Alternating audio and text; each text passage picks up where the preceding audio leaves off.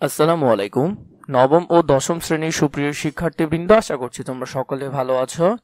আজকে শুরু করব তোমাদের তথ্য ও যোগাযোগ প্রযুক্তির প্রথম অধ্যায় থেকে। আমরা বিশেষভাবে লক্ষ্য রাখবো বোর্ড পরীক্ষায় যেসব প্রশ্নগুলো এসে থাকে এবং তা কোন কোন লাইন থেকে এসে থাকে বইয়ের, তা নিয়ে আমরা আলোচনা করব। বই পড়াটা তোমাদের জন্য খুবই বেশি গুরুত্বপূর্ণ, কারণ বোর্ডের যে প্রশ্নকর্তারা ওরা বই থেকেই প্রশ্ন করেন, তাই বইটা ভালো করে পড়লে তোমার প্রস্তুতি 100% ভালো হবে।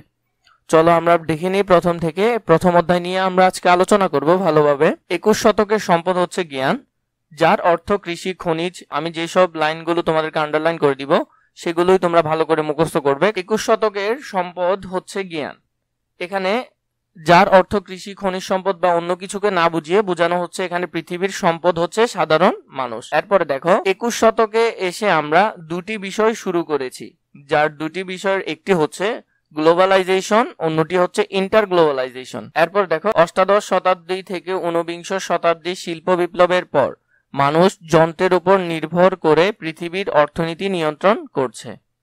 এরপরে দেখো, এখানে বাকিগুলো তেমন একটা প্রয়োজন নয়, তাও তোমরা এটা দেখে নিবে। যারা জ্ঞানভিত্তিক সমাজ তৈরি করার বিপ্লবে অংশ নেবে তারাই পৃথিবীর চালিকা শক্তি হিসেবে কাজ করবে। এখান থেকে তোমরা জেনে নিবে সহযোগিতার মনোভাব, যোগাযোগ দক্ষতা, সুনাগরিকত্ব, সমস্যা সমাধানের পারদর্শী, বিশ্লেষণ চিন্তা দক্ষতা, ক্রিটিক্যাল থিঙ্কিং, সৃজনশীলতা এবং তার সাথে তথ্য ও যোগাযোগ প্রযুক্তির পারদর্শিতা। এখান থেকে প্রশ্ন হয়ে থাকে, এটি ভালো করে তোমরা দেখে নিও। তথ্য ও যোগাযোগ প্রযুক্তির পারদর্শিতা সবচেয়ে প্রয়োজনীয় দক্ষতা হিসেবে খুব দ্রুত স্থান করে নিয়েছে। চার্লস ব্যাবেজ থেকে প্রশ্ন এসে থাকে, চার্লস ব্যাবেজ সম্পর্কে জেনে নিবে। আধুনিক কম্পিউটার বিকাশ বা প্রচলন শুরু হয় চার্লস ব্যাবেজ, যার জন্ম 1791 এবং মৃত্যু 1871। চার্লস ব্যাবেজ নামে একজন ইংরেজ প্রকৌশলী ও গণিতবিদ। তিনি ছিলেন একজন ইংরেজ প্রকৌশলী ও গণিতবিদ। অনেকে তাকে আধুনিক কম্পিউটারের জনক বলে থাকেন। এটি বেশি গুরুত্বপূর্ণ, এটি ভালো করে দেখবে। আধুনিক কম্পিউটারের জনক বলা হয় চার্লস ব্যাবেজকে। তিনি তৈরি করেন ডিফারেন্স ইঞ্জিন। 1991 সালে লন্ডনের বিজ্ঞান জাদুঘরে চার্লস ব্যাবেজের বর্ণনা অনুসারে একটি ইঞ্জিন তৈরি করা হয়। দেখা যায় যে সেটি সঠিকভাবে কাজ করছে এবং পরবর্তীতে তিনি অ্যানালিটিক্যাল ইঞ্জিন নামে একটি গণনা যন্ত্র পরিকল্পনা করেন। তবে গণনার কাজটি কিভাবে আরো কার্যকর করা যায় সেটি নিয়ে ভেবেছিলেন কবি লর্ড বায়রনের কন্যা অ্যাডা লাভলেস। এখানে দেখো, অ্যাডা লাভলেসের বাবা ছিল একজন কবি এবং তার নাম ছিল লর্ড বায়রন। অ্যাডা লাভলেসের জন্ম 1815 সালে এবং মৃত্যু 1852 সালে। মায়ের কারণে অ্যাডা ছোটবেলা থেকে বিজ্ঞান ও গণিতে আগ্রহী হয়ে ওঠেন। 1833 সালে চার্লস ব্যাবেজের সঙ্গে তার পরিচয় হলে তিনি ব্যাবেজের অ্যানালিটিক্যাল ইঞ্জিনকে কাজে লাগানোর জন্য প্রোগ্রামিং এর ধারণা সামনে নিয়ে আসেন। তাহলে প্রোগ্রামিং এর ধারণার প্রবর্তক হলো অ্যাডা লাভলেস। কারণে অ্যাডা লাভলেসকে প্রোগ্রামিং এর ধারণার প্রবর্তক হিসেবে প্রোগ্রামিং ধারণার প্রবর্তক হলো অ্যাডা লাভলেস। 1842 সালে ব্যাবেজ তুরিন বিশ্ববিদ্যালয়ে তার ইঞ্জিন সম্পর্কে বক্তব্য দেন। এটি তোমরা ভালো করে দেখে নিবে, কোন বিশ্ববিদ্যালয়ে তার ইঞ্জিন সম্পর্কে বক্তব্য দেন। 1842 সালে তুরিন বিশ্ববিদ্যালয়। সে সময় অ্যাডা ব্যাবেজের সহায়তা নিয়ে পুরো বক্তব্যের সঙ্গে ইঞ্জিনের কাজের ধারণাটি বর্ণনা করেন। কাজের ধারণা বর্ণনা করার সময় তিনি এটিকে ধাপ অনুসারে ক্রমান্বিত করেন। অ্যাডার মৃত্যুর 100 বছর পর 1953 সালে সেই নোটটি আবারও প্রকাশিত হলে বিজ্ঞানীরা বুঝতে পারেন অ্যাডা লাভলেসই অ্যালগরিদম প্রোগ্রামিং এর ধারণাটি আসলে প্রকাশ করেছিলেন। তাহলে এটি অনেক বেশি গুরুত্বপূর্ণ, এটি ভালো করে দেখবে। বিজ্ঞানী জেমস ক্লার্ক ম্যাক্সওয়েল। এরপর দেখো, বিনা তারে এক স্থান থেকে অন্য স্থানে বার্তা প্রেরণে প্রথম সফল হন বাঙালি বিজ্ঞানী জগদীশ চন্দ্র বসু। এটি তোমরা একটু দেখে নিবে কষ্ট করে। জগদীশ চন্দ্র বসু, তার জন্ম 1858 থেকে 1937। 1895 সালে জগদীশ চন্দ্র বসু অতি ক্ষুদ্র তরঙ্গ ব্যবহার করে এক স্থান থেকে অন্য স্থানে তথ্য প্রেরণে সক্ষম হন, কিন্তু তার এই আবিষ্কার প্রকাশিত না হওয়ায় সর্বজন স্বীকৃতি পাননি। তবে বেতার তরঙ্গ ব্যবহার করে এই কাজ প্রথম প্রকাশিত হওয়ায় সর্বজন স্বীকৃতি পান ইতালি বিজ্ঞানী গুগলিয়েলমো মার্কিন। তিনি সর্বপ্রথম স্বীকৃতি পান এটি সবার কাছে প্রকাশিত করার জন্য। প্রথম প্রকাশিত হওয়ার জন্য তিনি সর্বজন স্বীকৃতি পান। তার জন্ম 1874 থেকে 1937, এই জন্য তাকে বেতার যন্ত্রের আবিষ্কার হিসেবে স্বীকৃতি দেওয়া হয়। তাহলে বেতার যন্ত্রের আবিষ্কার হলেন গুগলিয়ামো মার্কিন। 20 শতকে ইলেকট্রিকের বিকাশের পর প্রথম IBM company main frame computer তৈরি করে। তাহলে কোন কোম্পানি তৈরি করে? IBM company. এটি অনেক গুরুত্বপূর্ণ, ভালো করে দেখে নিবে। আইবিএম কোম্পানি প্রথম কি তৈরি করে?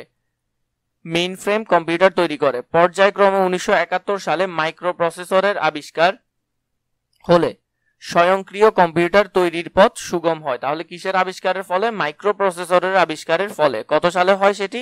1971 সালে। 20 শতকের 60-70 দশকে ইন্টারনেট প্রোটোকল ব্যবহার করে অর্পানেটর আবিষ্কার হয়। এটি তোমরা ভালো করে দেখে নিবে। তখন থেকে নেটওয়ার্কের মাধ্যমে কম্পিউটারের মধ্যে আন্তঃসংযোগ বিকাশ হতে শুরু করে, আর এই বিকাশের ফলে তৈরি হয় ইন্টারনেট। 1971 সালে অর্পানেটর ইলেকট্রনিক্সের মাধ্যমে পত্র আলাপের সূচনা করেন আমেরিকার প্রোগ্রামার রেমন্ড স্যামুয়েল টমলিনসন। তিনি প্রথম ইমেল বা পত্র আলাপের সূচনা করেন। কত সালে? 1971 সালে ইমেল সিস্টেম চালু করেন। ইমেল সিস্টেম কে চালু করেন? Raymond Samuel Tomlinson. তিনি কি করেন? তিনি প্রথম ইমেল আবিষ্কার বা ইমেল সিস্টেম চালু করেন। এরপরে হলো মাইক্রোপ্রসেসরের আবির্ভাবের পর বিশেষ করে যুক্তরাজ্য জুড়ে সেটি ব্যবহার করে পার্সোনাল বা পিসি তৈরি কাজ শুরু হয়। তাহলে পিসি বা পার্সোনাল কম্পিউটার কাজ শুরু হয় মাইক্রোপ্রসেসরের আবির্ভাবের পর। স্টিভ জবস জন্ম 1955 এবং মৃত্যু 2011 ও তার দুই বন্ধু স্টিভ জজনিয়াক এরপর ও রোনাল্ড ওয়েন 1976 সালে 1 এপ্রিল অ্যাপল কম্পিউটার নামে একটি প্রতিষ্ঠান চালু করেন। কত সালে অ্যাপল প্রতিষ্ঠান চালু করা হয়? 1976 সালে 1 এপ্রিল। প্রতিষ্ঠানটি বর্তমান বিশ্বের অন্যতম বৃহৎ প্রতিষ্ঠান। অ্যাপলের হাতেই পার্সোনাল কম্পিউটারের নানান পর্যায়ে বিকশিত হয়। অন্যদিকে 1981 সালে আইবিএম কোম্পানি তাদের বানানো পার্সোনাল কম্পিউটারের অপারেটিং সিস্টেম তৈরি করার জন্য উইলিয়াম হেনরি বিল গেটস, যার জন্ম 28 অক্টোবর 1955, ও তার বন্ধুদের প্রতিষ্ঠান মাইক্রোসফটকে দায়িত্ব দেন। বিকশিত হয় এমএস ডস এবং উইন্ডোজ অপারেটিং সিস্টেম। বর্তমানে পৃথিবীর অধিকাংশ কম্পিউটার পরিচালিত হয় বিল গেটসের প্রতিষ্ঠিত মাইক্রোসফট কোম্পানির অপারেটিং সিস্টেম সফটওয়্যার দিয়ে। ইন্টারনেট বিকাশকালে 1989 সালে একজন ব্রিটিশ কম্পিউটার বিজ্ঞানী হাইপারটেক্সট ট্রান্সফার প্রোটোকল এসটিটিপি ব্যবহার করে তথ্য ব্যবস্থাপনার প্রস্তাব করেন এবং তা বাস্তবায়ন করেন। তাহলে সেটি কত সালে হয়? 1989 সালে, এবং তা করেন স্যার টিম বার্নার্স-লি। সেই থেকে স্যার টিম বার্নার্স-লি জন্ম 8 June 1955 world wide web WWW এর জনক হিসেবে পরিচিতি পান।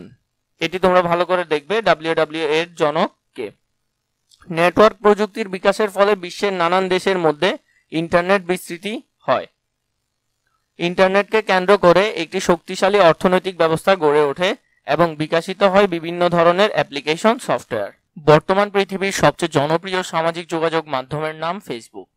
হার্ভার্ড বিশ্ববিদ্যালয়ের শিক্ষার্থী মার্ক জুকারবার্গ জন্ম তার 14 মে 1984 ও তার 4 বন্ধুর হাতে সূচিত হয় ফেসবুকের প্রতিষ্ঠাতা হলো মার্ক জুকারবার্গ এবং তিনি পড়ালেখা করতেন হার্ভার্ড বিশ্ববিদ্যালয়। শুরুতে এটি কেবল বিশ্ববিদ্যালয় শিক্ষার্থীদের মধ্যে আবদ্ধ থাকলেও মার্চ 2015 এর পরিসংখ্যান অনুযায়ী বিশ্বে প্রায় 1415 মিলিয়ন ব্যবহারকারী ফেসবুক ব্যবহার করে। এই সংখ্যা প্রতিদিন বাড়ছে। আমাদের বাংলাদেশের অনেকেই সামাজিক যোগাযোগের মাধ্যম হিসেবে এখন ফেসবুক ব্যবহার করেন। এরপর দেখো e learning Bangladesh. E learning শব্দটি ইলেকট্রনিক লার্নিং কথার সংক্ষিপ্ত রূপ। এখান থেকে তোমরা দেখে নিবে ই লার্নিং শব্দটি ইলেকট্রনিক লার্নিং কথাটির সংক্ষিপ্ত রূপ, এবং এটা বলতে আমরা পাঠদান করার জন্য সিডি-রম, ইন্টারনেট, ব্যক্তিগত নেটওয়ার্কিং কিংবা টেলিভিশন চ্যানেল ব্যবহার করার পদ্ধতিকে বুঝিয়ে থাকি। শ্রেণীকক্ষে পাঠদান দিতে শিক্ষক ইচ্ছে করলেই মাল্টিমিডিয়ার সাহায্য নিয়ে আরো সুন্দরভাবে বিষয়টি দৃশ্যমান উপস্থাপন করতে পারে। সেটি এমনকি ইন্টারেক্টিভও হতে পারে। প্রচলিত ই লার্নিং এর জন্য ইন্টারনেট স্পিড, প্রয়োজনীয় অবকাঠামো এবং ই লার্নিং এর শিখন সামগ্রী ম্যাটেরিয়ালস তৈরি করার প্রয়োজন রয়েছে। এরপর হলো ই গভর্নান্স ও বাংলাদেশ। গুড গভর্নান্স বা সুশাসনের জন্য দরকার স্বচ্ছতা ও জবাবদিহিতা। এটা তোমরা ভালো করে দেখবে। শাসন ব্যবস্থা ও প্রক্রিয়ার ইলেকট্রনিক বা ডিজিটাল পদ্ধতির প্রয়োগই ই গভর্নান্স। এটাও তোমরা ভালো করে দেখে নিবে। আগেরকার সময় যে সেবা পেতে 2-3 সপ্তাহ লেগে যেত, সেটি এখন 2 থেকে 5 দিনের মধ্যে পাওয়া যাচ্ছে। অন্যদিকে ই গভর্নান্স চালুর ফলে সরকারি দফতরগুলোর মধ্যে আন্তঃসংযোগ বৃদ্ধি পেয়েছে, কর্মীরা দক্ষতাও বাড়ছে, ফলে দ্রুত সেবা পাওয়া সম্ভব হচ্ছে। ই সার্ভিস বাংলাদেশ। ই সার্ভিস এখানে 5টি। ই সার্ভিসের প্রথমটি হলো ই পুঁজি। দেশের 15টি চিনি কলের আখ চাষি এখন SMS এর মাধ্যমে জি তথ্য পাচ্ছে। এরপরে হলো যে ইলেকট্রনিক মানি ট্রান্সফার বা এটিএম সিস্টেম। 1 মিনিটে 50,000 টাকা পর্যন্ত এখন এটিএম এর মাধ্যমে পাঠানো যাচ্ছে। এরপরে দেখো ঘ নম্বরে ই পর্চা সেবা। জমির রেকর্ড অনুলিপি অনলাইনে সংগ্রহ করা যায় এই পর্চা সেবার মাধ্যমে। ই স্বাস্থ্য সেবা দেখে নিবে, এটাতে তেমন কিছু আসে না। ই রেল টিকিটও তোমরা ভালো করে দেখে নিবে। এরপরে দেখো ই কমার্স বা বাংলাদেশের মধ্যে একটি প্রশ্ন এসে থাকে, পরিশোধ বা ক্যাশ অন ডেলিভারি, যেটাকে বলা হয় সিওডি, ক্যাশ অন ডেলিভারি। এরপর হলো যে 2011 থেকে 12 সাল থেকে বাংলাদেশে আস্তে আস্তে ই কমার্স প্রসার পাচ্ছে। বর্তমানে বই থেকে শুরু করে জামা কাপড়, খাবার, শৌখিন সামগ্রী ইত্যাদি ই কমার্সের মাধ্যমে বেচা কেনা হচ্ছে। এরপরে এখানে দেখো বিশেষায়িত সফটওয়্যার, ব্যাংকিং সফটওয়্যার, এগুলো প্রয়োজন নাই, এগুলো তেমন একটা আসে না। এরপরে ফেসবুক, এখান থেকে প্রশ্ন এসে থাকে, ফেসবুক সামাজিক যোগাযোগ ব্যবস্থার একটি ওয়েবসাইট। তাহলে এটি একটি ওয়েবসাইট যা 2004 সালে 4 ফেব্রুয়ারি মার্ক জুকারবার্গ তার অন্যান্য বন্ধুদের সঙ্গে নিয়ে এটি চালু করেন। বিনামূল্যে যে কেউ ফেসবুকের সদস্য হতে পারে, ব্যবহারকারীদের বন্ধু। এটা তোমরা পড়ে নিবে। 2015 সালের রিপোর্ট অনুযায়ী বিশ্বে ফেসবুক ব্যবহারকারীর সংখ্যা প্রায় 1415 মিলিয়ন। এরপর টুইটার একটি সামাজিক যোগাযোগ মাধ্যম ফেসবুকের মতোই। এরপরে এটিতে ব্যবহারকারী সর্বোচ্চ 140 ক্যারেক্টার এর মধ্যে তাদের মনের ভাব প্রকাশ করতে হয়। তাহলে টুইট করতে গেলে তোমাকে 140 শব্দের মধ্যে লিখতে হবে, তথ্য আদান প্রদান করতে হয়। এই জন্য এটিকে মাইক্রো ব্লগিং এর একটি ওয়েবসাইটও বলা যায়। 140 অক্ষরের এই বার্তাকে বলা হয় টুইট। এরপরে এখানে কোন সদস্যকে যারা অনুসরণ করে তাদেরকে বলা হয় ফলোয়ার্স। ইন্টারনেট ব্যবহার করে সরাসরি গান বা চলচ্চিত্র উপভোগ করা সম্ভব হচ্ছে, এগুলো তোমরা দেখে নিবে, এখান থেকে তেমন একটা প্রশ্ন হয় না। এরপর ডিজিটাল বাংলাদেশ। বর্তমান সরকার প্রথমবারের মতো 2021 সালের মধ্যে ডিজিটাল বাংলাদেশ গড়ে তোলার একটি পরিকল্পনা গ্রহণ করে। প্রথমেই আমাদের জানা দরকার অ্যানালগ বা ডিজিটাল। অ্যানালগ হলো পুরাতন পদ্ধতি এবং ডিজিটাল হলো বর্তমান বা আধুনিক পদ্ধতি, পরিবর্তনশীল। এখানে এই ঘড়িটি হলো অ্যানালগ এবং বর্তমান এইগুলো হলো অ্যানালগ। এই ধরনের ঘড়ি এবং এই ধরনের মোবাইল এগুলো হলো এখন ডিজিটাল। পরিবর্তনশীল ডেটাকে যখন সংকেতের মাধ্যমে প্রকাশ করা হয় তখন তাকে অ্যানালগ সংকেত বলে।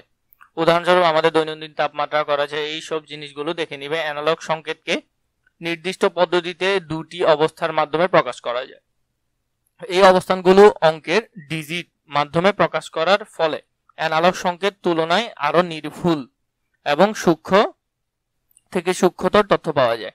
ডিজিট এর মাধ্যমে সংকেত প্রকাশের জন্য ব্যবহার এই তথ্যের সংকেতকে ডিজিটাল সংকেত বলে। তাহলে তোমরা এখানে ডিজিটাল সংকেত সম্পর্কে ধারণা নিতে পারো। যেমন কাঁটাযুক্ত ঘড়ি অ্যানালগ সংকেত প্রদর্শন করে, পর্যাপ্তরে কাঁটাবিহীন ঘড়ি ডিজিটাল সংকেত প্রদর্শন করে। এগুলো তোমরা দেখে নিবে। সব ধরনের প্রযুক্তি ব্যবহার করে এই দেশের শিক্ষা, স্বাস্থ্য, কর্মসংস্থান এবং দরিদ্র মোচনের অঙ্গীকার বাস্তবায়ন হচ্ছে ডিজিটাল বাংলাদেশের লক্ষ্য। ডিজিটাল বাংলাদেশের লক্ষ্য কয়টি? 4টি। এখান থেকে ভালো করে দেখে নিবে। ডিজিটাল বাংলাদেশের লক্ষ্য 4টি।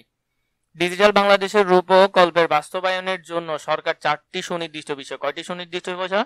4টি সুনির্দিষ্ট বিষয়কে গুরুত্ব দিয়েছে। যেমন মানব সম্পদ উন্নয়ন, জনগণের সম্পৃক্ততা, সিভিল সার্ভিস এবং দৈনন্দিন জীবনে তথ্য প্রযুক্তির ব্যবহার। এরপর দেখো বড় বড় লাভ দিয়ে চলা, লেপফ্রগ। এটি অনেকবার এসেছে, এটি তাই তোমরা ভালো করে দেখে নিবে। চলো শুরু করি।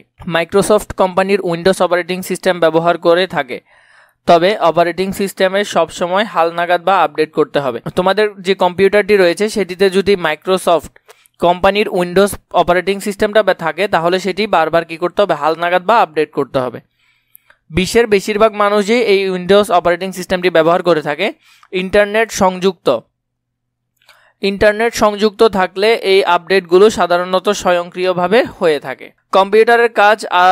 কম্পিউটারের কাজ করার গতি বজায় রাখার জন্য প্রায় সব ব্যবহারকারী ডিস্ক ক্লিন আপ ও ডিস্ক ফ্র্যাগমেন্টার ব্যবহার করে থাকে। এটা তোমরা ভালো করে জেনে নিবে। আমরা নিজেদের প্রয়োজন মতো আইসিটি যন্ত্র তথা কম্পিউটার, ট্যাবলেট, স্মার্টফোন ব্যবহার করতে পারি, আর এগুলোতে সফটওয়্যার ইনস্টল করা যায়। অপারেটিং সিস্টেমে সফটওয়্যার ইনস্টল করার প্রক্রিয়াটি একটু জটিল এবং এর জন্য কিছু বিশেষ দক্ষতার প্রয়োজন হয়। কোনো সফটওয়্যার ইনস্টল করার পূর্বে নিচের বিষয়গুলো লক্ষ্য রাখা প্রয়োজন। যে সফটওয়্যার ইনস্টল করা হবে তা তোমার যন্ত্রের হার্ডওয়্যার সাপোর্ট করে কিনা সেটা তোমাকে দেখতে হবে। আপডেট ভার্সন হলে নিশ্চয়ই তোমার সফটওয়্যারটি ইনস্টল করা যাবে, যদি ভার্সনটি আপডেট না হয় তাহলে করা সম্ভব নয়। রিডমি ফাইলটিতে জরুরি কিছু কাজের কথা লেখা আছে কিনা পড়ে নিতে হবে। ইনস্টলেশনের সময় অন্য সকল কাজ বন্ধ আছে কিনা, বন্ধ না থাকলে অনেক সময় নতুন সফটওয়্যার ইনস্টল করতে ঝামেলা হয়। অ্যান্টিভাইরাস সফটওয়্যার বন্ধ আছে কিনা এটি তোমাদেরকে দেখতে হবে। কম্পিউটার উইন্ডোজে যদি তোমরা একটি অ্যাপস ইনস্টল করতে চাও এই সকল বিষয়গুলো তোমাদের ভালোভাবে লক্ষ্য রাখতে হবে। অপারেটিং সিস্টেমের অ্যাডমিনিস্ট্রেটরের অনুমতি আছে কিনা, বিশেষ কোনো যন্ত্র ছাড়া প্রায় সব যন্ত্রই এই অনুমোদন দেওয়া থাকে। বিষয়টি সম্পর্কে আমরা পরবর্তী শ্রেণীতে বিস্তারিত জানব। অপারেটিং সিস্টেম সফটওয়্যার ছাড়া অন্যান্য সফটওয়্যার ইনস্টল করার প্রক্রিয়া অনেকটাই অপারেটিং সিস্টেমের উপর নির্ভর করে। বেশিরভাগ মানুষ সফটওয়্যারগুলোর সাথে অটো রান নামে একটি প্রোগ্রাম সংযুক্ত অবস্থায় থাকে। ইনস্টলের ক্ষেত্রে কি করতে হবে তোমরা এখানে এগুলো চিত্র আকারে দেখে নিতে পারো। সফটওয়্যার ডিলিট শব্দের অর্থ মুছে ফেলা, এটি তোমরা ভালো করে দেখে নিবে কারণ এখান থেকে প্রশ্ন আসে। মুছে ফেলাটা ভালো করে খেয়াল করবে। কম্পিউটার বা অন্য যে কোনো আইসিটি যন্ত্রে কোনো সফটওয়্যার একবার ইনস্টল করলে আনইনস্টলের মাধ্যমে তা সম্পূর্ণ মুছে ফেলা যায় না। তুমি যদি উইন্ডোজ অপারেটিং সিস্টেমে কোনো অ্যাপস ইনস্টল করো তাহলে তোমাকে ইনস্টল করার পর আনইনস্টল করতে যা যা প্রক্রিয়া অনুসরণ করতে হবে তার এখানে 12টি ধাপ দিয়েছে। প্রথমে কিবোর্ডে উইন্ডোজ বাটন প্লাস আর একসাথে চেপে রান কমান্ড চালু করতে হবে। এই রান কমান্ড আসলে এভাবে সেখানের মধ্যে তোমাকে এই লেখাটি লিখে ওকে বাটনে ক্লিক করতে হবে। এরপরে ফাইল মেনুতে প্রবেশ করতে হবে, এক্সপোর্টে ক্লিক করতে হবে। এখানে এই ধাপগুলো দেওয়া রয়েছে, এগুলো তোমরা ভালো করে দেখে নিবে। অপারেটিং সফটওয়্যার যে ড্রাইভে রয়েছে, তোমার কম্পিউটার যদি অন্য ড্রাইভে থাকে কিন্তু বেশিরভাগ ক্ষেত্রে সি ড্রাইভ সিলেক্ট করা থাকে, তোমরা সেটা সিলেক্ট করে নিবে। এরপরে দেখো এখানে আরো কিছু রয়েছে, জরুরি সিস্টেম ঠিক আছে কিনা। কন্ট্রোল প্লাস F বাটনও ক্লিক করতে পারো, এটা একটু করে দেখে নিবে। এরপরে এখানে আরো ছবি দেওয়া রয়েছে, ধাপগুলো দেওয়া রয়েছে আনইনস্টল করার ধাপ, সেগুলো দেখে নিবে। সর্বশেষ কিবোর্ডের F3 ফাংশন 3 এগুলাকে বলা হয় ফাংশন বাটন রয়েছে তোমাদের কিবোর্ডের মধ্যে। 12টি ফাংশন কি রয়েছে এগুলো তোমরা ভালো করে জেনে নিবে। তাহলে আমরা জানতেছি ফাংশন কি হলো 12টি। এই জায়গা থেকে এই নামের ফাইলগুলো মুছে দিতে হবে। এরপরে দেখো এখান থেকে বেশি প্রশ্ন এসে থাকে, এটা ভালো করে ধারণা নিবে এখান থেকে। কম্পিউটার ভাইরাস ও অ্যান্টিভাইরাস।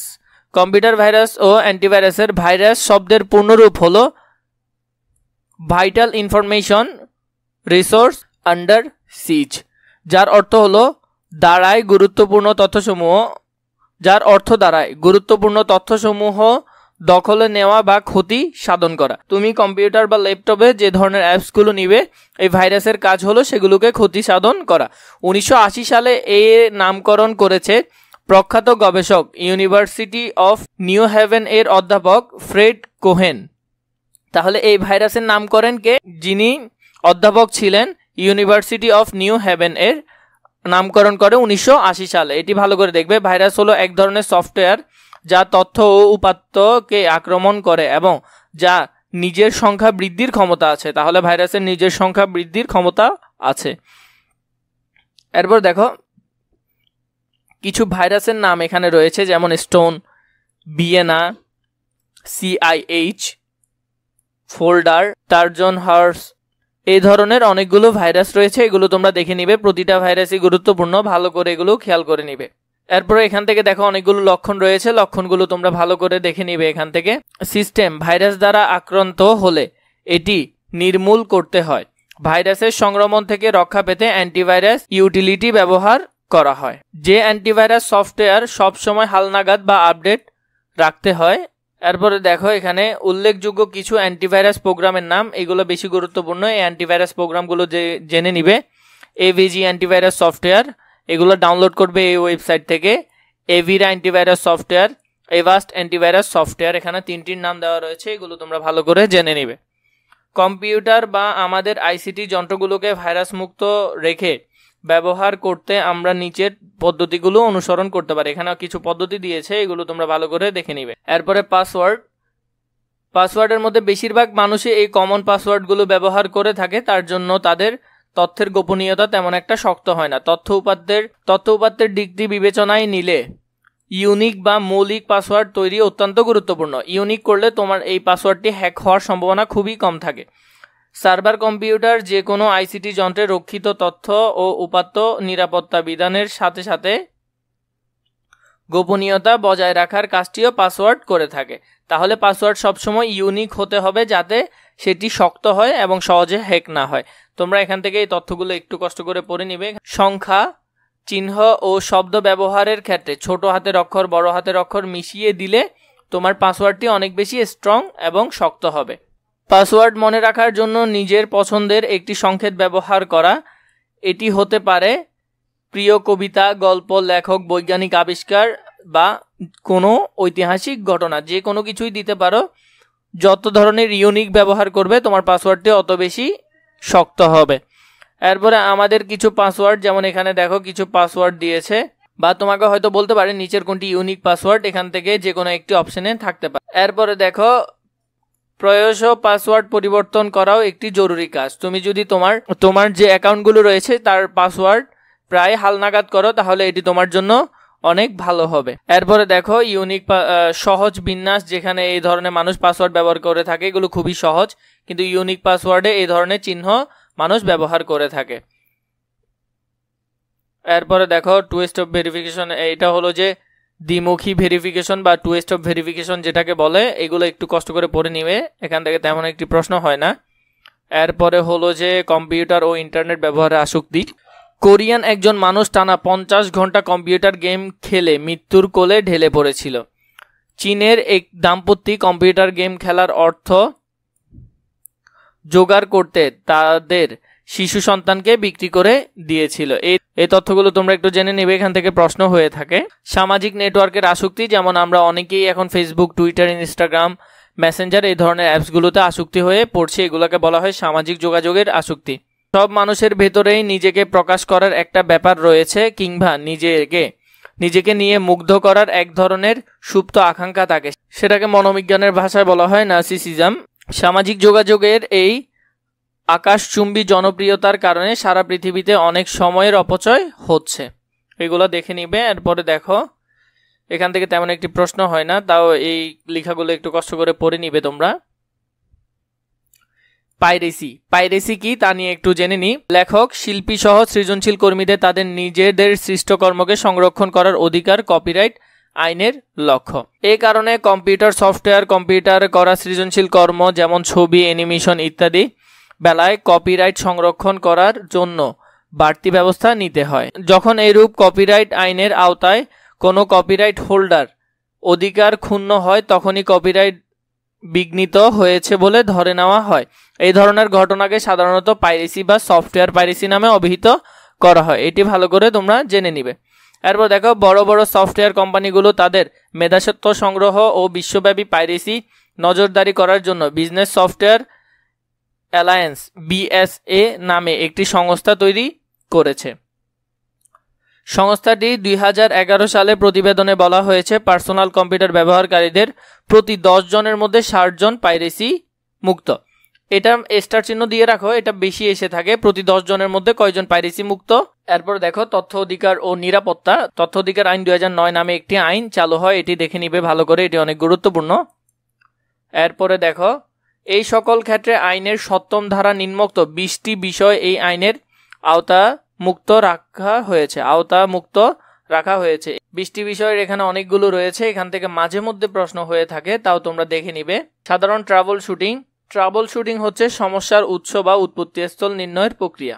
হার্ডওয়্যার সম্পর্কিত সমস্যার ক্ষেত্রে ট্রাবল শুটিং কথাটি ব্যবহার করা হয়ে থাকে। এরপর দেখো এখান থেকে অনেক বেশি প্রশ্ন হয়, এটি বেশি গুরুত্বপূর্ণ, ভালো করে দেখবে। এটি সিস্টেম চালু হচ্ছে না, তখন তুমি কি করতে পারো? তোমার কম্পিউটারের সিস্টেম চালু হচ্ছে না, মেইন পাওয়ার কেবলের সংযোগটি লুজ বা ঢিলা কিনা তা দেখবে। প্রথমে মেইন বোর্ডের পাওয়ার আসছে কিনা তা দেখবে। এরপরে মেইন বোর্ড যদি পাওয়ার না আসে, পাওয়ার সাপ্লাই ইউনিট পরিবর্তন করতে হবে, এটি ভালো করে দেখে নেবে।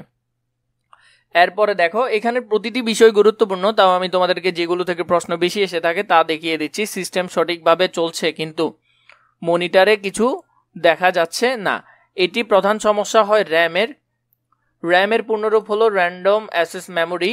এখানের মধ্যে সিস্টেম বন্ধ করো এবং মেইন সিস্টেম থেকে পাওয়ার কেবলটি খুলে ফেলতে হবে সতর্কতার জন্য। মেমোরি স্লট থেকে সকল র্যাম সরিয়ে ফেলো। এই ধরনের যে কাজগুলো রয়েছে কাজগুলো তোমরা করে নিবে। এরপর 3 নাম্বার রয়েছে সিস্টেম অত্যন্ত গরম হয়ে যায় এবং অস্বাভাবিকভাবে হঠাৎ বন্ধ হয়ে যায়। হুট করে তোমার যখন সিস্টেম গরম হয়ে যাবে, সিপিইউ ঠান্ডা হতে পারছে না, এর প্রধান কারণ। এগুলো ভালো করে দেখবে, এখানে অনেকগুলো কারণ দিয়েছে কেন হয়। এরপর 4 নাম্বার সমস্যাটি, কোনোরূপ উত্তপ্ত হওয়া ছাড়াই কম্পিউটারটি কয়েক মিনিট পর পর শাটডাউন হয়ে যাচ্ছে। এই প্রক্রিয়াটিও তোমরা এখান থেকে দেখে নিতে পারো, এগুলো থেকে প্রশ্ন হয়ে থাকে। এরপর 5 নাম্বার, উইন্ডোজ রান করার সময় আটকে বা হ্যাং হয়ে যায়, এটি কেন হয়? হার্ড ডিস্ক থেকে গুরুত্বপূর্ণ ডাটা অন্যত্র ব্যাকআপ নিয়ে হার্ড ডিস্কে সি ড্রাইভ ফরম্যাট করে নতুন করে উইন্ডোজ ইনস্টল করতে হবে। এরপরে দেখো এখানে কি রয়েছে, পাওয়ার অন করলে ডিসপ্লে আসার পর কম্পিউটার হ্যাং হয়ে যায়। এগুলার প্রথম ধাপ কিভাবে করবে, দ্বিতীয় ধাপ, এগুলো ভালো করে পড়বেন। নোটটি বেশি গুরুত্বপূর্ণ, এটি ভালো করে দেখবে। এরপরে পিডিএফ পূর্ণরূপ এখানে দেওয়া রয়েছে, এটিও দেখে নিবে। এছাড়া কম্পিউটার ঘন ঘন হ্যাং করে বা রিবুট বা রিস্টার্ট হয়ে যায়, এটাও ভালো করে দেখবে। বাকি যেগুলো রয়েছে এগুলো তোমরা ভালো করে দেখবে। 9 নাম্বার থেকে বেশি প্রশ্ন এসে থাকে, কম্পিউটারের তারিখ এবং সময় ঠিক থাকে না। মাদারবোর্ডে সংযুক্ত CMOS এটির পূর্ণরূপও তোমরা দেখে নিবে। এর ব্যাটারিটি কার্যক্ষমতা হারালে এটি ঘটে। তোমার এখানে মাদারবোর্ডে একটি ছোট ব্যাটারি স্লট রয়েছে, ব্যাটারিটি পরিবর্তন করলে এই সমস্যাটি সমাধান হয়ে যায়। 10 নাম্বারটিও দেখে নিবে। 11 নাম্বার 12 নাম্বার এগুলো তোমরা ভালো করে দেখবে। 14 নাম্বার থেকে মাঝে মধ্যে প্রশ্ন হয়ে থাকে, মনিটরে কোনো পাওয়ার নাই, এটার জন্য পাওয়ার বোতাম বা সুইচ চালু আছে কিনা দেখতে হবে। এসি পাওয়ার কার্ডটি মনিটরের পেছনে এবং পাওয়ার আউটলেটে ভালোভাবে সংযুক্ত আছে কিনা তা নিশ্চিত করতে হবে। এগুলো তোমরা ভালো করে দেখবে। এখানের মধ্যে আমরা বিশেষভাবে লক্ষ্য রাখবো এসএসসি পরীক্ষায় যে সব প্রশ্নগুলো এসে থাকে তা বইয়ের কোন কোন লাইন থেকে এসে থাকে, লাইনগুলো আমরা ভালো করে দেখব এবং ভালো করে পড়ে নিব। চলো শুরু করি। তৃতীয় অধ্যায়, আমার শিখায় ইন্টারনেট।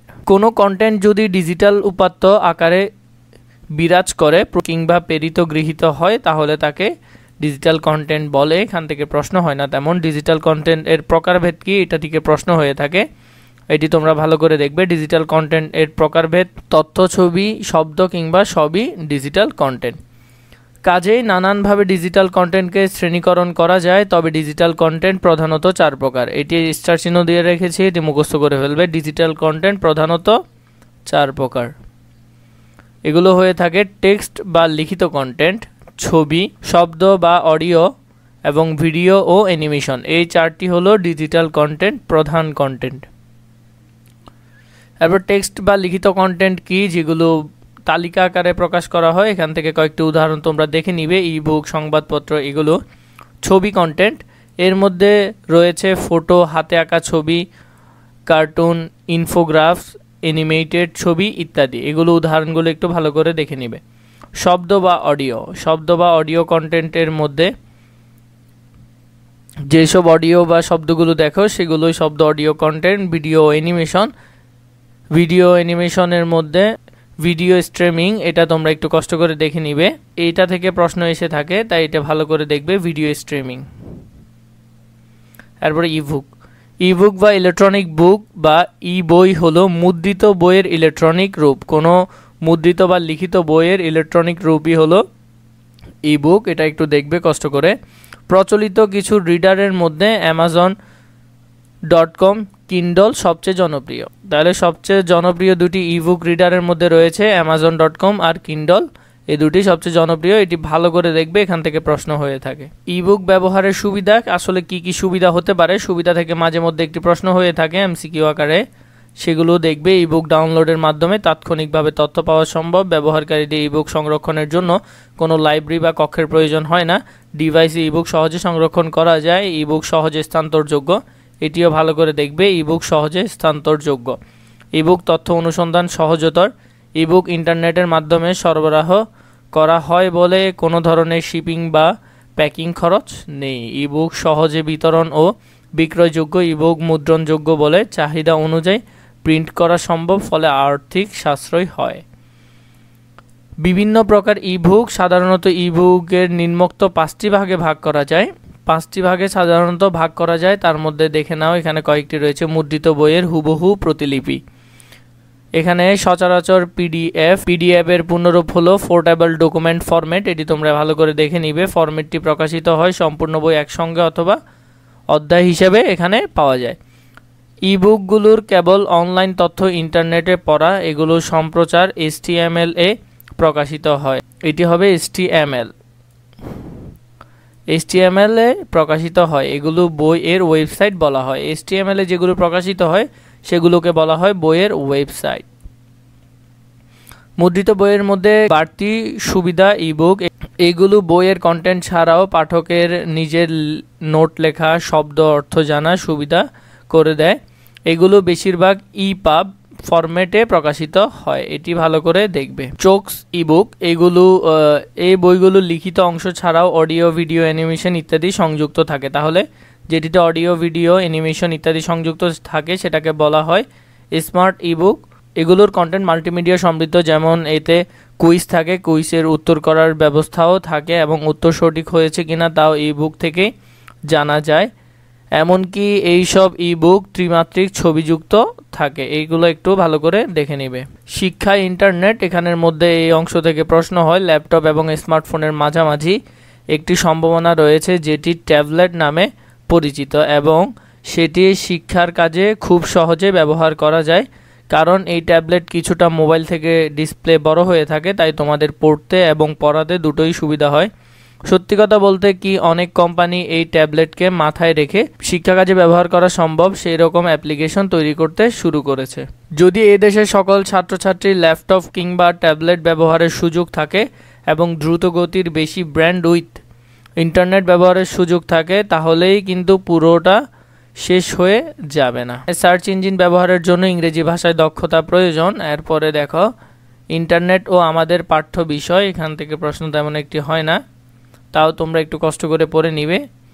কপিরাইট আইন ভঙ্গ করে কারো রাখা বই বেআইনিভাবে নামিয়ে না ফেলা, এগুলাকে কপিরাইট আইনে এগুলো সংরক্ষিত থাকে, তাই তুমি বেআইনিভাবে সেগুলো নিয়ে ফেলতে পারবে না।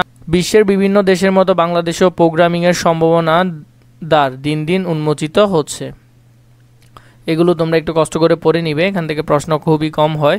বাংলাদেশ ফ্রিল্যান্সিং সাইটে আমাদের দেশের ভালো প্রোগ্রামার দেশে বসেই গুগল, মাইক্রোসফট, ইন্টেল, ফেসবুকের মতো বিশ্বখ্যাত কোম্পানিগুলোতে কাজ করতে পারছেন। তাছাড়া ভালো প্রোগ্রামার ইচ্ছা করলেই নিজেরাই ওয়েবসাইট ফার্ম খুলতে পারে। আমার লেখালেখি ও হিসাব। ওয়ার্ড প্রসেসরে আমার লেখার কাজ। তথ্য যোগাযোগ প্রযুক্তির বিকাশের ফলে কাজগুলো করার জন্য এখন আমাদের হাতের নাগালে রয়েছে অনেক ধরনের সফটওয়্যার, আর এই সফটওয়্যারগুলোকে বলা হয় অফিস সফটওয়্যার। আমাদের হাতের নাগালে যেসব কাজগুলো করার জন্য সফটওয়্যার রয়েছে এগুলোকে বলা হয় অফিস সফটওয়্যার। এটা ভালো করে দেখে নিবে। আমাদের ডেস্কটপ, ল্যাপটপ বা স্মার্টফোনে এই সফটওয়্যারগুলো ব্যবহার করা যায়। লেখালেখির জন্য রয়েছে ওয়ার্ড প্রসেসর আর হিসাবের জন্য রয়েছে স্প্রেডশিট অ্যানালাইসিস সফটওয়্যার। এই দুইটি ভালো করে দেখবে। লেখালেখির জন্য রয়েছে ওয়ার্ড প্রসেসর আর হিসাবের জন্য রয়েছে স্প্রেডশিট অ্যানালাইসিস সফটওয়্যার। এই দুইটা তোমরা একটু কষ্ট করে ভালো করে দেখবে। বেশিরভাগ সময় লিখিত কোনো কিছুর প্রয়োজন হয়। আগে যেভাবে এটি করা হতো না কেন, বর্তমানে এটি করা হয় ওয়ার্ড প্রসেসর ব্যবহার করে। লেখালেখির জন্য আমরা ব্যবহার করে থাকি ওয়ার্ড প্রসেসর। প্রসেসরে কাজ করতে গিয়ে আমরা অনেক সুবিধা পেয়ে থাকি, যেমন এখানে প্রায় 16টি সুবিধার কথা বলা হয়েছে। নির্ভুল লেখালেখির কাজ করা যায়, এই দুটি ভালো করে দেখবে। নির্ভুল লেখালেখির কাজ করা যায় কিসের মাধ্যমে? ওয়ার্ড প্রসেসরের মাধ্যমে কাজ করলে।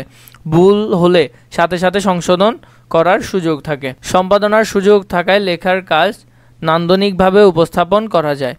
নানানভাবে লেখাকে উপস্থাপন করা যায়, যেমন লেখার আকার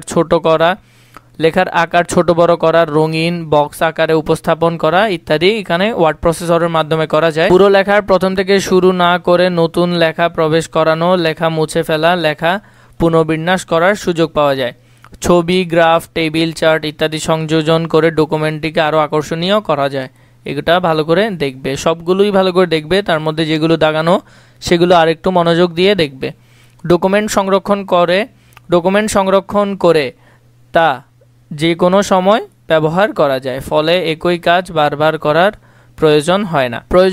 প্রয়োজন বোধে দরকারি তথ্য এক ডকুমেন্ট হতে অন্য ডকুমেন্টে কপি করা যায়। একই সাথে একাধিক ডকুমেন্ট নিয়ে কাজ করা যায়। ফাইল রিপ্লেস কমান্ড ব্যবহার করে বড় কোনো ডকুমেন্ট অল্প সময়ে শব্দ খোঁজা যায় এবং প্রতিস্থাপন করা যায়। এটি ভালো করে দেখবে। যখন কোনো ডকুমেন্ট বারবার ব্যবহার প্রয়োজন হয় তখন সেটি টেমপ্লেট আকারে সংরক্ষণ করে রাখা যেতে সময় সাশ্রয়ী হয়। এটাও ভালো করে দেখবে। প্রতি সপ্তাহে ল্যাব রিপোর্ট প্রস্তুত করার প্রয়োজন হলে সেটি টেমপ্লেট আকারে সংরক্ষণ করে রাখলে তা বারবার ব্যবহার করা যায়। বড় আকারের ডকুমেন্ট যেমন গবেষণাপত্রের বিষয়বস্তু সারণী, রেফারেন্স, ছবি তালিকা, গ্রন্থপঞ্জি ইত্যাদি অনেক কাজ খুব অল্প সময়ে সম্পাদন করা যায়। বানান দেখার সফটওয়্যার বা স্পেল চেকার এর সাহায্যে সহজে বানান সংশোধন সক্রিয়ভাবে বানান সংশোধনের ব্যবস্থাও ওয়ার্ড প্রসেসরে রয়েছে। এছাড়া আরও কিছু রয়েছে, এগুলো তোমরা ভালো করে দেখবে। আমরা জানি মাইক্রোসফট অফিস হলো পৃথিবীর সবচেয়ে জনপ্রিয় ও বহুল ব্যবহৃত সফটওয়্যার। এটা একটু কষ্ট করে ভালো করে দেখে নিবে। মাইক্রোসফট অফিস 2007 এর মাইক্রোসফট ওয়ার্ড এবং মাইক্রোসফট এক্সেল এর ভিত্তিতে আলোচনা করব। অফিস বাটন এবং এর অপশনগুলো। ওয়ার্ড 2007 চালু করার পরে একটি উইন্ডোজ খুলবে। যখন ওয়ার্ড 2007 এটি চালু করবে তখন একটি উইন্ডো খুলবে।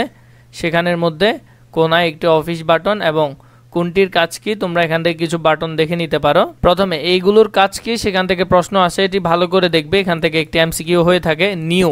নতুন ডকুমেন্ট খুলতে একটি ক্লিক করতে হবে। এই যে প্রথম অপশনটি আছে এটির কাজ কি? নিউতে যখন তুমি মাউস দিয়ে একটি ক্লিক করবে তখন নতুন ডকুমেন্ট খুলতে একটা ক্লিক করবে। নতুন ডকুমেন্ট প্রয়োজন হলে ক্লিক করবে নিউতে। এরপরে রয়েছে ওপেন। পূর্বে সংরক্ষণ করা কোনো ডকুমেন্ট যদি খুলতে চাও, আগে তুমি সংরক্ষণ করছো এই ধরনের কোনো ডকুমেন্ট যদি খুলতে চাও তাহলে ওপেনে ক্লিক করবে। এছাড়া বাকিগুলো আমরা দেখছি একটি। সেভ ডকুমেন্টকে সংরক্ষণ করতে এখানে ক্লিক করতে হয় সেভ এজ। একই ডকুমেন্টকে ভিন্ন নামে সংরক্ষণ করতে এখানে ক্লিক করতে হয়। এর মধ্যে কোনো ডকুমেন্টকে অপরিবর্তিত রেখে নতুন নামে সংরক্ষণ করে তার ওপর কাজ করা যায়। এরপরে খোলা ডকুমেন্ট বন্ধ করার জন্য এখানে ক্লিক করতে হয়। লেখালেখির সাজসজ্জার মধ্যে ওয়ার্ড প্রসেসরের ভাষায় এই কাজটিকে বলা হয় ফরম্যাটিং টেক্সট বলা হয়। এখানে দেখো সুতুনি এমজে, এটি হলো একটি লেখার ফন্ট, এগুলোকে বলা হয় ফন্ট স্টাইল। এবং এখানে যেটি দেখবে তোমরা তোমাদের কম্পিউটার ডিসপ্লেতে সেটি হবে ফন্ট সাইজ। এখান থেকে তুমি চাইলে ফন্ট সাইজ লেখার অক্ষরগুলো বড়ও করতে পারো, ছোটও করতে পারো।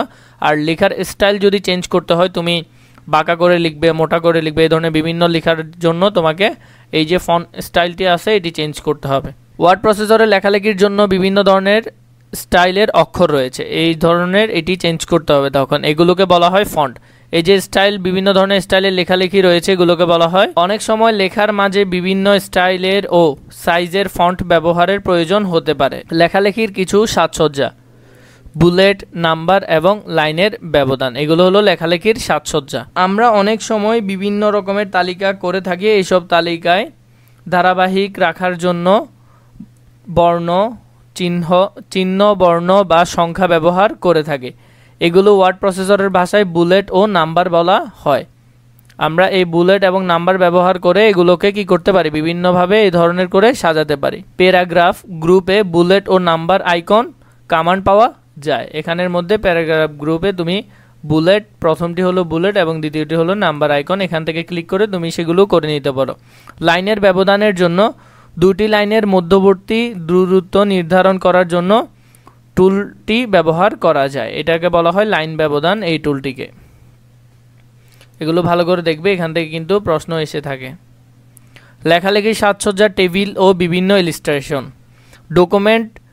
ডকুমেন্টে কোনো টেবিল, ছবি, ক্লিপ আর্ট, বিভিন্ন আকার আকৃতি, chart, text box, word art যোগ করতে রিবনের ইলিস্ট্রেশন ট্যাবে ব্যবহার করতে হয়। রিবনের ইলিস্টার ট্যাব ব্যবহার করতে হয়, এটা ভালো করে দেখে নিবে। টেবিল বা সারণী যোগ করার জন্য তুমি এখানে কোন একটি টেবিলের মতো ঘর ঘর আইকন দেখবে, যতগুলো সিলেক্ট করবে ততগুলো ঘর বা সারণী হয়ে যাবে, এখান থেকে ততগুলো সারণী হয়ে যাবে। এরপরে রয়েছে ছবি যোগ করার জন্য তুমি ইনসার্টে গিয়ে পিকচার থেকেও তুমি এখানে ছবি যোগ করতে পারো। চার্ট করতে চাইলে চার্ট, স্মার্ট আর্ট করতে চাইলে স্মার্ট আর্ট, শেপ চাইলে শেপ, সবগুলো আইকন এখানে রয়েছে। মার্জিন ঠিক করার জন্য তোমাকে প্রথমে পেজ লেআউট অপশনে ক্লিক করতে হবে, সেখান থেকে তুমি একটি অপশন দেখবে মার্জিন তুমি তোমার মতো করে নিতে পারবে। এরপরে বানান পরীক্ষা ও সংশোধন। ওয়ার্ড প্রসেসিং সফটওয়্যার একটি বড় সুবিধা হচ্ছে বানান পরীক্ষণ। এরপর দেখো এই কালার এবং এটি থেকে একটি প্রশ্ন হয়ে থাকে, এখানে ভালো করে দেখবে। এটি যদি আমেরিকার ইংরেজি ভাষায় যদি ওয়ার্ড প্রসেসরে আমেরিকান ইংরেজি ভাষা নির্বাচন করা থাকে এবং ডকুমেন্টে কালার COLOUR শব্দটি লেখা হয়, তবে তা ভুল বানান হিসেবে শনাক্ত হবে, কারণ COLOUR বানানটি ব্রিটিশ ইংরেজির, আমেরিকান ইংরেজির সেটি লেখা হয় COLOR কালার। এখানে ব্রিটিশ এবং আমেরিকান তুমি যেটি সিলেক্ট করবে সেটিকে এখানে সঠিক দেখাবে। যদি আমেরিকান সিলেক্ট করে তুমি এই বানানটি লেখো তাহলে সঠিক দেখাবে, যদি এই কালার বানানটি দেখাও তাহলে ভুল দেখাবে, যদিও দুটি বানানই এখানে সঠিক। বানানটি ভালো করে দেখে নিবে, এখান থেকে প্রশ্ন হয় বারবার। এরপরে রয়েছে স্প্রেডশিট ও আমার হিসাব নিকাশ, এগুলো দেখবো আমরা এখন। স্প্রেডশিট ব্যবহারের কৌশল, কিভাবে ব্যবহার করতে হয়। গুণ করার জন্য দুই ধরনের গুণ করা যায় এখানের মধ্যে। স্প্রেডশিটে গুণ করার প্রক্রিয়া হলো দুই ধরনের, এটি থেকে প্রশ্ন হয়ে থাকে, ভালো করে দেখে নিবে। এটি স্প্রেডশিটে গুণ করার জন্য ফলাফল সেলের মধ্যে সূত্র দিতে হয়। ফলাফল সেলের মধ্যে তোমাকে সবসময় ফাংশনের সাথে সূত্র দিতে হবে এবং সূত্র শুরু করার জন্য সমান চিহ্ন তোমাকে সবসময় আগে দিতে হবে। সমান চিহ্ন দিয়ে তুমি সূত্র শুরু করতে পারবে। এখানে যেমন দেখো সমান চিহ্ন দিয়ে সূত্র শুরু করেছে। এরপরে যেটি ফলাফল বের হবে সেটি। এরপরে ভাগ করার নিয়ম, স্প্রেডশিটে ভাগ করার কাজটি সূত্র দিয়ে করতে হয়। এই ক্ষেত্রে ধরে নিলাম এখানে A1 sell A R 1 number, এটি B1 সেল ভাগ করার জন্য তোমাকে প্রথমে সূত্র লেখার আগে সেল দিয়ে দিতে হবে। A1 কলাম ভাগ B1 কলাম, A কলাম ভাগ A কলাম, এরপরে C এ আনসার আসবে।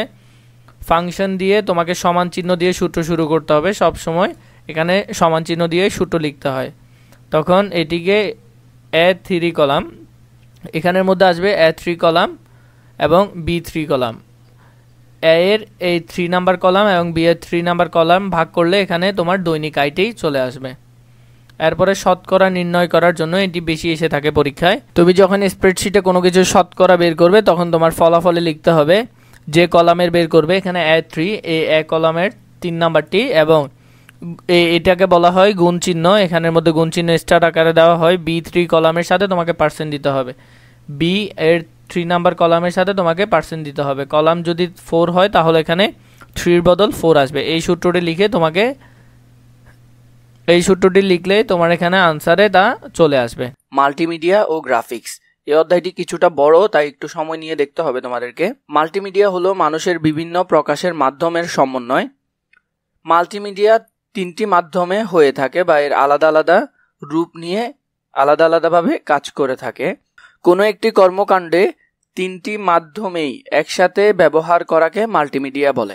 তুমি যদি 3টা মাধ্যম একসাথে ব্যবহার করো এটাকে বলবে মাল্টিমিডিয়া। 19 শতকের শেষ প্রান্তে 1895 সালে সিনেমা বা চলচ্চিত্রের উদ্ভব হওয়ার পর তাতে বর্ণ, টেক্সট, চিত্র, গ্রাফিক্স, শব্দ, সাউন্ড এবং চলমানতা, অ্যানিমেশন যুক্ত হওয়ার বিভিন্ন মাধ্যমে পরস্পর সংলগ্ন হওয়ার ব্যাপারটি ঘটতে থাকা, যা মাল্টিমিডিয়ার একটি রূপ। তাহলে এখানে মাল্টিমিডিয়ার একটি রূপ দেওয়া হয়েছে এবং এখান থেকে সবচেয়ে বেশি প্রশ্ন এসে থাকে এ লাইন থেকে, এটি ভালো করে দেখবে। 19 শতকের শেষ প্রান্তে 1895 সালে সিনেমা বা চলচ্চিত্রের উদ্ভব হওয়ার পর। আজকের দিনের মাল্টিমিডিয়ার পূর্বপুরুষ বলতে সিনেমাকে স্মরণ করতে হবে। এরপরে দেখে নিই আমরা সবচেয়ে জনপ্রিয় ডিজিটাল যন্ত্র কম্পিউটার, বা এটার নাম হলো গণনা যন্ত্র বা হিসাব নিকাশ করার যন্ত্র। এই দুটি নাম তোমরা ভালো করে দেখে নিবে, গণনা যন্ত্র বা হিসাব নিকাশ করার যন্ত্র। কিন্তু এই সব কাজ করার জন্য শুরুতে কম্পিউটার একটি মাত্র মিডিয়া যথা বর্ণ ব্যবহার করতে হতো। কিন্তু বর্তমানে কম্পিউটারে চিত্র এবং শব্দ সমন্বিত হয়। তাছাড়া কম্পিউটারে রয়েছে প্রোগ্রামিং করার ক্ষমতা। বস্তুত কম্পিউটারের মাল্টিমিডিয়া মানে হলো বর্ণ, চিত্র ও শব্দর সমন্বয়ে একটি ইনফোঅ্যাক্টিভ অভিজ্ঞতা। অতীতের চাইতে এখনকার মাল্টিমিডিয়ার অভিজ্ঞতা অনেক সমৃদ্ধ। যন্ত্র হিসেবে মাল্টিমিডিয়ার ব্যবহার কেবল কম্পিউটারেই সীমাবদ্ধ নয়, পাশাপাশি আমাদের হাতের কাছে মোবাইল ফোন, স্মার্টফোন, ট্যাবলেট ও অন্যান্য ডিজিটাল যন্ত্র এখন মাল্টিমিডিয়ার ধারণ ও পরিচালনার জন্য ব্যবহার হয়। মাল্টিমিডিয়ার প্রধান মাধ্যমসমূহ তোমরা যদি এখান থেকে দেখতে চাও, টেক্সট বা বর্ণ, চিত্র ও গ্রাফিক্স, শব্দ বা audio, video, animation, interactive computing. এই 6টি মাধ্যম তোমরা একটু দেখে নিবে। প্রতিটি মাধ্যমের একটু একটু বর্ণনা রয়েছে এখানে। এই 6টি মাধ্যমের সমন্বয়ে যেটি গঠিত হয় সেটি ত্রিমাত্রিক বস্তু। বর্ণ বা টেক্সট, এটি একটু দেখে নিলে হবে, এখান থেকে প্রশ্ন কম হয়। চিত্র বা গ্রাফিক্স থেকে মুদ্রণ, প্রকাশনায় ডিজিটাল গ্রাফিক্সের ক্ষেত্রে কম্পিউটার ব্যবহারের শুরু হয় 90 দশকে। এটি একটু ভালো করে দেখে নিবে। এরপর হলো ভিডিও। ভিডিও কার্যরত এক ধরনের গ্রাফিক্স, একে চলমান গ্রাফিক্স বলা হয়। এরপর রয়েছে অ্যানিমেশন। অ্যানিমেশন এক ধরনের গ্রাফিক্স বা চিত্র, তবে সেটি চলমান বা স্থির হতে পারে। এটি দ্বিমাত্রিক বা ত্রিমাত্রিক হতে পারে। এটা একটু ভালো করে দেখবে। তাহলে অ্যানিমেশন দ্বিমাত্রিক এবং ত্রিমাত্রিক দুটোই হতে পারে। এর সাথে অডিও, ভিডিও, টেক্সট, গ্রাফিক্স ইত্যাদির সম্পর্ক রয়েছে অ্যানিমেশনের সাথে। শব্দ ও অডিও, এটা একটু দেখে নিবে। তথ্য ও যোগাযোগ প্রযুক্তিতে মাল্টিমিডিয়ার ব্যবহার শিক্ষার উপকরণ হিসেবে বর্তমানে মাল্টিমিডিয়ার ব্যবহার ব্যাপক রয়েছে। বর্তমানে যে স্মার্ট বোর্ডে ক্লাস করা হচ্ছে, এসডিও একটি মাল্টিমিডিয়ার ব্যবহার। এরপরে মাল্টিমিডিয়া সফটওয়্যার, অনেকগুলো মাল্টিমিডিয়া সফটওয়্যার রয়েছে, এটি স্টার চিহ্ন দিয়ে রাখছি। এটি ভালো করে দেখবে, এটি গুরুত্বপূর্ণ। বাংলাদেশ 71, অবসর, বিশ্বকোষ, নামাজ শিক্ষা, বিজয় শিশু শিক্ষা, এমন কয়েকটি সিডিতে মাল্টিমিডিয়া প্রযুক্তির প্রয়োগ করা হয়েছে। এগুলো একটু ভালো করে দেখবে। ডিজিটাল প্রকাশনা।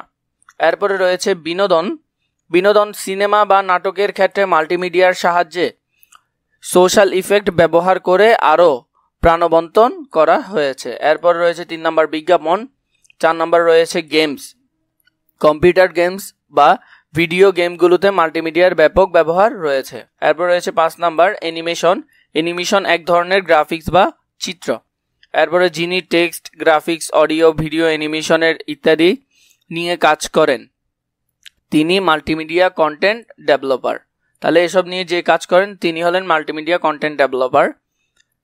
অ্যাডোবি প্রিমিয়ার বা অ্যাডোবি ফটোশপ এমন সফটওয়্যার যা দিয়ে একটি চমৎকার কন্টেন্ট তৈরি করা যায়। প্রেজেন্টেশন সফটওয়্যার, প্রেজেন্টেশন তৈরি করা। পাওয়ার পয়েন্ট হচ্ছে মাইক্রোসফট অফিসের অন্তর্ভুক্ত একটি জনপ্রিয় সফটওয়্যার বা অ্যাপ্লিকেশন। এই সফটওয়্যারটিকে প্রেজেন্টেশন সফটওয়্যারও বলা হয়। পাওয়ার পয়েন্ট দিয়ে সবচেয়ে বেশি প্রেজেন্টেশন সাজানো হয়। এরপরে দেখো, সভা, সেমিনার, সিম্পোজিয়াম, কর্মশালা ইত্যাদি তথ্য উপস্থাপনের জন্য সর্বাধিক গুরুত্ব পেয়ে থাকে পাওয়ার পয়েন্ট ফাইলকে বলা হয় প্রেজেন্টেশন। প্রেজেন্টেশন এক ধরনের অংশকে বলা হয় স্লাইড। তাহলে প্রেজেন্টেশনের প্রতি অংশকে বলা হয় এক একটি স্লাইড। এটি ভালো করে দেখবে। মাইক্রোসফট ওয়ার্ড প্রোগ্রামে যেমন একটি ফাইলের মধ্যে অনেক পৃষ্ঠা থাকে, তেমনি একটি প্রেজেন্টেশনে একাধিক স্লাইড থাকে। একাধিক স্লাইডের বিশিষ্ট একটি পৃষ্ঠাকে হ্যান্ড আউট বলা হয়ে থাকে। এটা একটু ভালো করে দেখবে। পাওয়ার পয়েন্টে প্রেজেন্টেশন তৈরি করার জন্য খসড়া তৈরি হয়। এই খসড়াকে বলা হয় স্লাইড লেআউট। এটিও ভালো করে দেখবে, এখান থেকে প্রশ্ন হয়ে থাকে। এরপরে পাওয়ার পয়েন্ট প্রোগ্রাম খোলা বা স্লাইড তৈরি করার জন্য প্রথমে পর্দার নিচের বাটনে কোণে স্টার্ট লেখা রয়েছে, এটি স্টার্ট বোতাম। স্টার্ট বোতামের ওপর মাউস পয়েন্ট দিয়ে ক্লিক করলে এই মেনু আসবে। এখানে তোমরা দেখে নিবে তোমরা কিভাবে এটি চালু করবে এবং স্লাইড তৈরি করবে। এরপরে দেখো, সুতুনি এমজে ফন্ট, সাইজ 150, রং নীল, সিলেক্ট করে টাইপ করা হলো আমাদের বাংলাদেশ।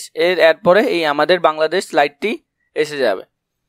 এছাড়া প্রেজেন্টেশন সেভ বা সংরক্ষণ করার জন্য ফাইল মেনু থেকে সেভ কমান্ড দিলে সেভ এজ ডায়লগ বক্স আসবে। নতুন স্লাইড যোগ করা। একটি প্রেজেন্টেশনে সাধারণত অনেক স্লাইড থাকতে পারে। নতুন স্লাইড যুক্ত করার জন্য প্রথমে হোম মেনুর রিবন থেকে নিউ স্লাইড কমান্ড সিলেক্ট করলে বা কিবোর্ডে কন্ট্রোল বোতাম চেপে রাখে এম বোতামে চাপ দিলে একটি নতুন স্লাইড সংযুক্ত হবে। এছাড়া এখানে আরো কিছু রয়েছে, কি কি করতে হবে এগুলো একটু ভালো করে দেখবে। এরপরে প্রেজেন্টেশন স্লাইড প্রদর্শন। প্রেজেন্টেশনের জন্য একটি স্লাইড তৈরি করার পর দেখে নেওয়া যেতে পারে তৈরি স্লাইডগুলো যথাযথ হয়েছে কিনা। এর জন্য কিবোর্ডের F5 কে বলা হয় ফাংশন কি, আর ফাংশন কি মনে রাখবে, ফাংশন কি হলো মোট 12টি। কিবোর্ডের F5 বোতাম চাপ দিলে অথবা ভিউ মেনু রিবন থেকে স্লাইড শো সিলেক্ট করলে অথবা স্ট্যাটাস বার এর স্লাইড শো আইকন ক্লিক করলে প্রেজেন্টেশনের প্রথম স্লাইডটি উপস্থিত হবে। এরপরে দেখো প্রেজেন্টেশনের একটি স্লাইড থেকে পরবর্তী স্লাইডে যাওয়ার জন্য কিবোর্ডের ডানমুখী তীর, আমরা অ্যারো কি বলে থাকি এগুলোকে, এই অ্যারো কিগুলো তুমি দেখবে কিবোর্ডের মধ্যে। এই অ্যারো কিতে তুমি যদি এটি ক্লিক করো তাহলে স্লাইড সামনের দিকে যাবে, এটি করলে পেছনের দিকে যাবে, আর এই দুটি ক্লিক করলে উপর নিচ হতে থাকবে। ডানমুখী তীর বোতামে চাপ দিতে হবে, পরবর্তী স্লাইডে ফেরার জন্য বামমুখীটি চাপ দিতে হবে। প্রেজেন্টেশনের মাঝামাঝি থাকা অবস্থায় ওই স্লাইড থেকে পরবর্তী প্রদর্শন শুরু করার জন্য কিবোর্ডের শিফট বোতাম চেপে ফাংশন F বোতাম চাপ দিতে হবে। স্লাইড শো উইন্ডো থেকে সম্প্রসারণ উইন্ডোতে ফিরে যাওয়ার জন্য কিবোর্ডের ESC বোতাম চাপ দিতে হবে। এগুলো একটু ভালো করে দেখে নিবে। স্লাইড ব্যাকগ্রাউন্ড যুক্ত করার জন্য, ব্যাকগ্রাউন্ড পরিবর্তন করার জন্য কি কি করতে হবে তোমরা এখান থেকে একটু দেখে নিও, আমি এটি দেখিয়ে দিচ্ছি।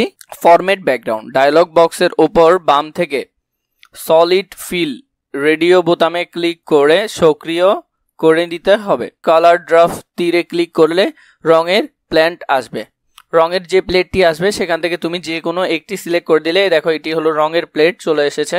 এখান থেকে তুমি যেটি সিলেক্ট করবে তোমার ব্যাকগ্রাউন্ডে সেটিই চলে আসবে। স্লাইডে ছবি যুক্ত করার জন্য তুমি ইনসার্ট মেনু রিবনে পিকচার আইকন থাকবে, উপরে ক্লিক করলে ইনসার্ট পিকচার ডায়ালগ বক্স আসবে, সেখান থেকে তুমি তোমার ফাইল থেকে একটি ছবি ক্লিক করলে সেটি এখানে চলে আসবে।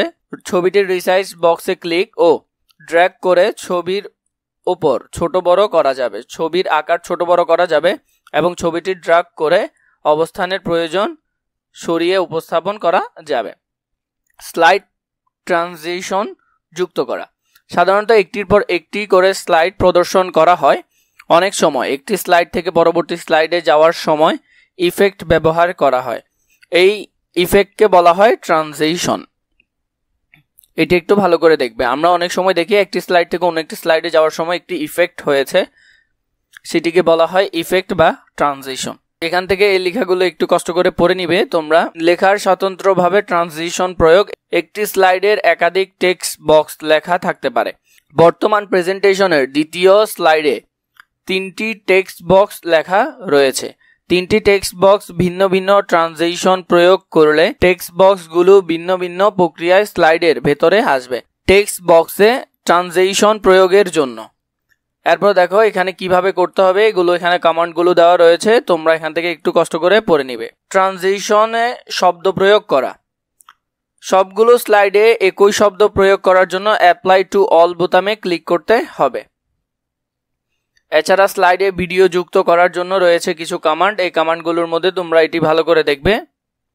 কিবোর্ডের F5 বোতামে ক্লিক করলে প্রথম স্লাইডটি প্রদর্শিত হবে। এরপরে রয়েছে গ্রাফিক্স, গ্রাফিক্সের গুরুত্ব এখান থেকে বেশি প্রশ্ন হয় গ্রাফিক্স থেকে, প্রতিবার ভালো করে দেখবে এটি। কম্পিউটার ছবি সম্পাদনার জন্য অনেক রকম প্রোগ্রাম রয়েছে, এর মধ্যে অ্যাডোবি ফটোশপ প্রোগ্রামটি বর্তমানে বিশ্বব্যাপী জনপ্রিয়।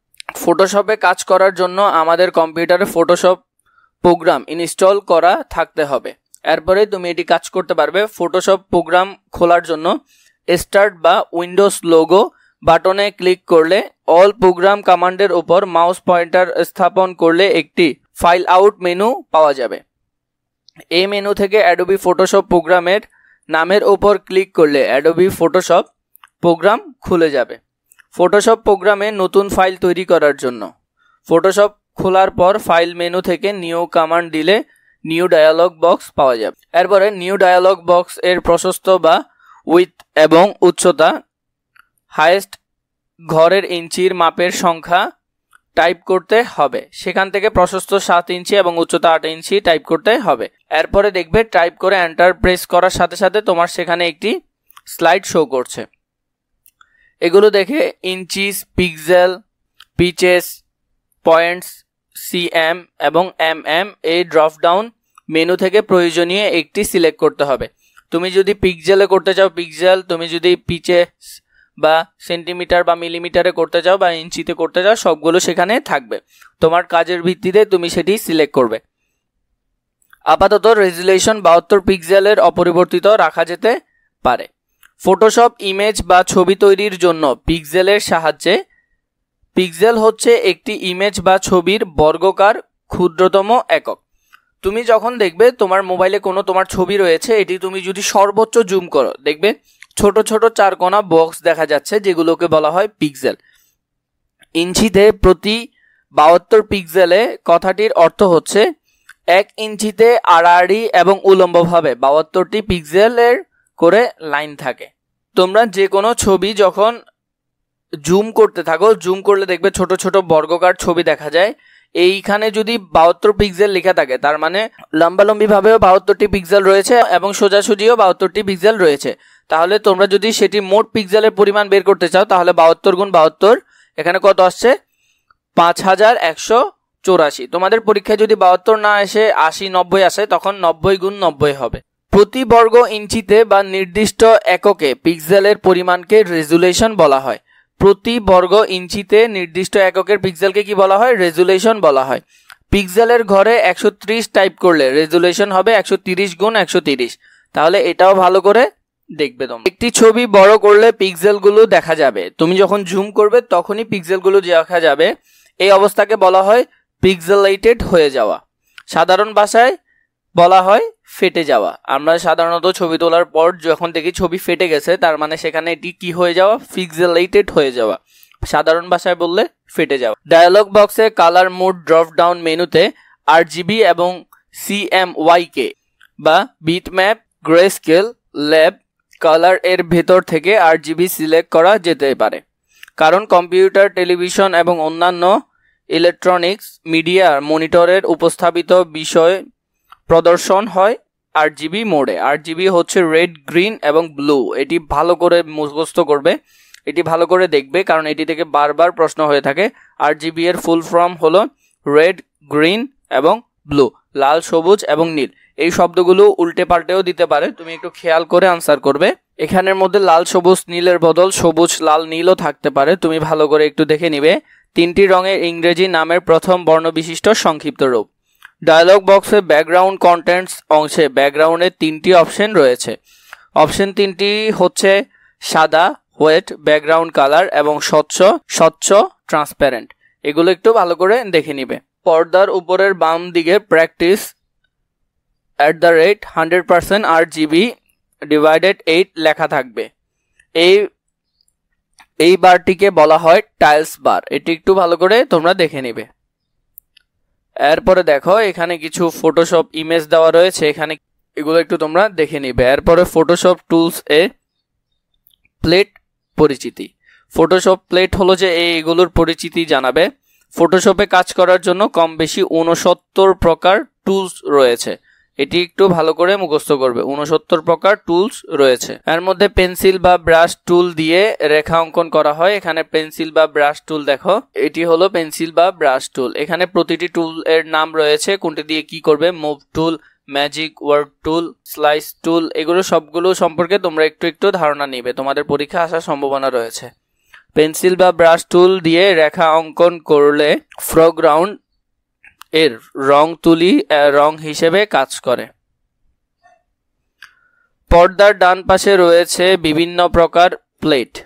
প্লেটের উপরের ডান দিকে বিয়োগ চিহ্ন বা মিনিমাইজ আইকন রয়েছে। এই বিয়োগ চিহ্ন বা মিনিমাইজ আইকন এই তোমরা এখানের মধ্যে দেখতে পারবে। এখানে একটি বিয়োগ চিহ্ন বা মিনিমাইজ আইকন রয়েছে। আইকনে ক্লিক করলে প্লেটটি গুটিয়ে যাবে এবং আইকনটি চতুষ্কোণে বা মিনিমাইজ আইকনে রূপান্তরিত হয়ে যাবে। গুটিয়ে থাকা প্লেটটি চতুষ্কোণে বা মিনিমাইজ আইকনে ক্লিক করলে প্লেটটি আবার সম্প্রসারিত হবে। তোমরা যদি মাইনাস আইকনে ক্লিক করো, মাইনাস আইকনে ক্লিক করার পর সেটি মিনিমাইজ হয়ে যাবে এবং আবার যদি ক্লিক করো সেখানে নিচে দেখবে মিনিমাইজ আইকনগুলো দেখা যাচ্ছে। সেখানে ক্লিক করলে সাথে সাথে এটি আবার সক্রিয় হয়ে যাবে। পরবর্তী প্রয়োজন হলে আবার বিয়োগ চিহ্ন বা মিনিমাইজ আইকনে ক্লিক করলে প্লেটগুলো গুটিয়ে যাবে। এভাবে তোমরা এগুলো সম্পর্কে জেনে নিতে পারো। পর্দার বাম দিকে রয়েছে টুল বক্স। সিলেকশন টুল বা মুভ টুলের পরিচিত। টুল বক্সে একবারে উপরের অংশে রয়েছে 3টি সিলেকশন টুল এবং একটি মুভ টুল। কিছু টুলের নিচের ডান দিকে ছোট তীর চিহ্নের ঝ্যাড রয়েছে। এতে বোঝা যাবে ওই সকল টুলের একই অবস্থানে একটি গোত্রের আবারও টুল রয়েছে। যেমন একই অবস্থানে রয়েছে 4টি মার্কি টুল, 3টি লাসো টুল। এরপরে এগুলো এখানে রয়েছে আরো কিছু, তোমরা দেখবে এখান থেকে প্রশ্ন হয় মাঝে মধ্যে।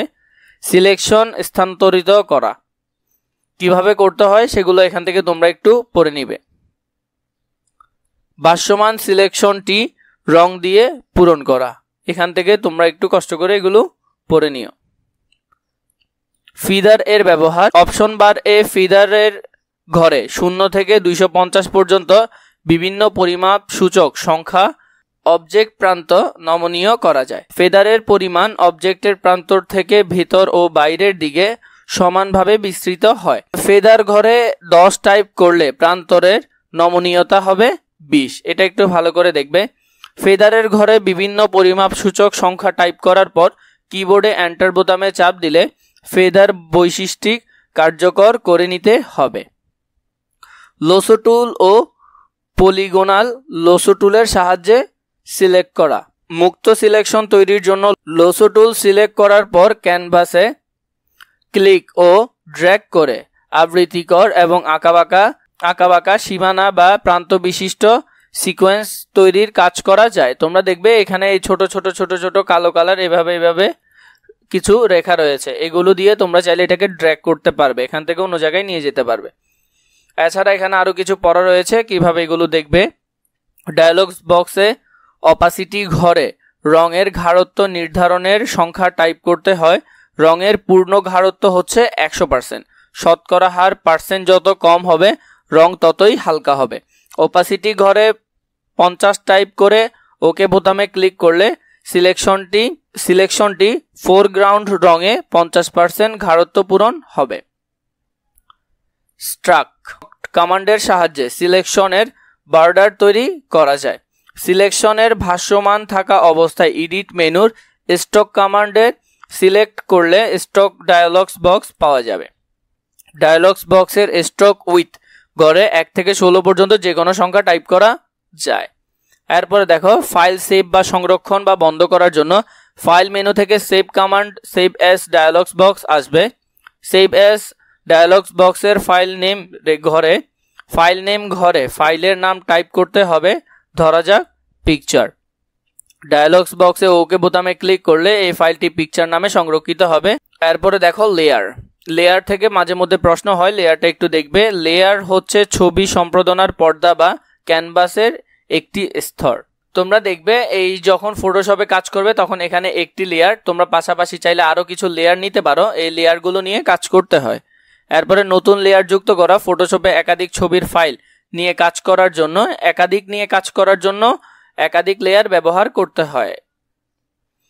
এখানে কিছু লেখা রয়েছে, এগুলো একটু তোমরা কষ্ট করে দেখে নিবে।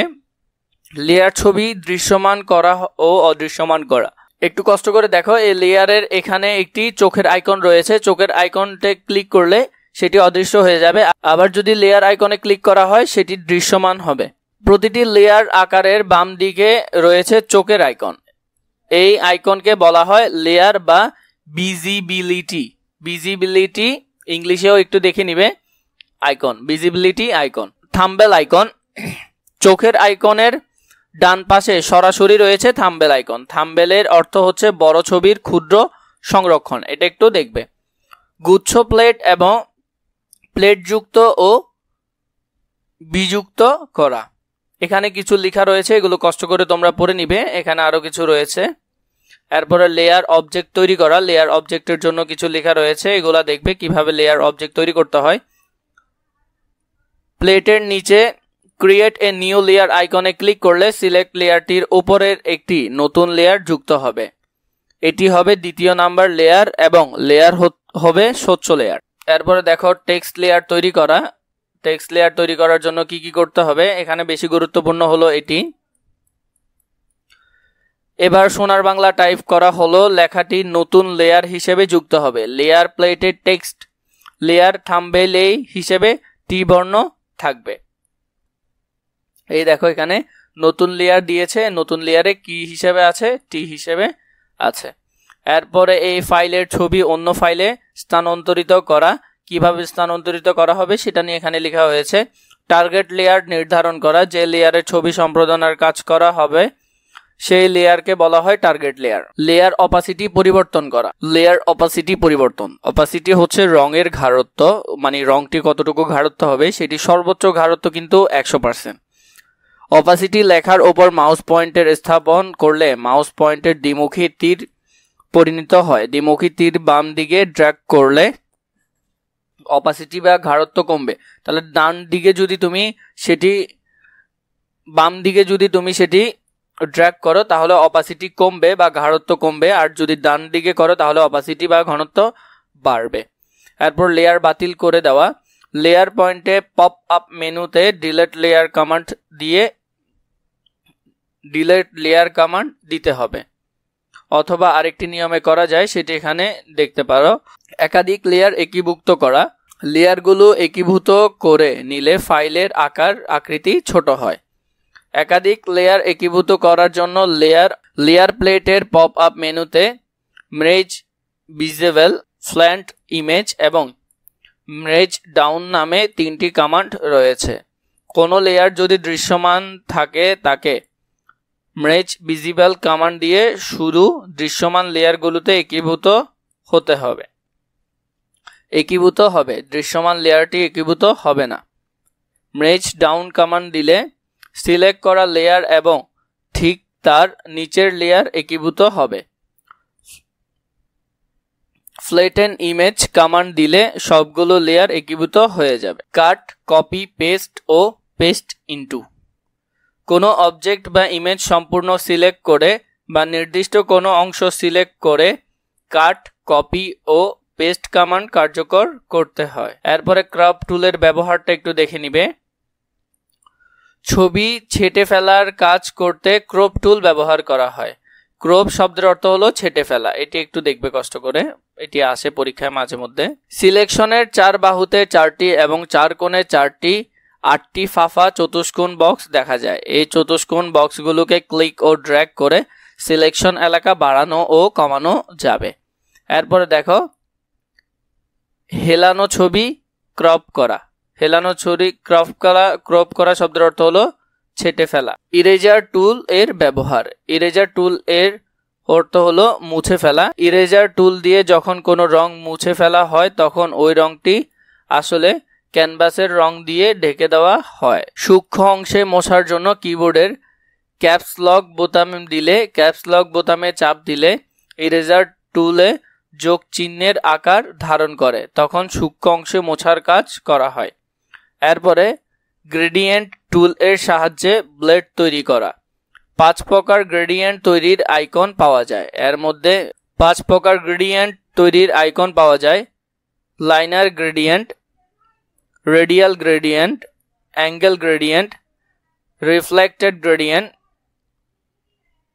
Diamond gradient. এই 5 ধরনের পাওয়া যায়।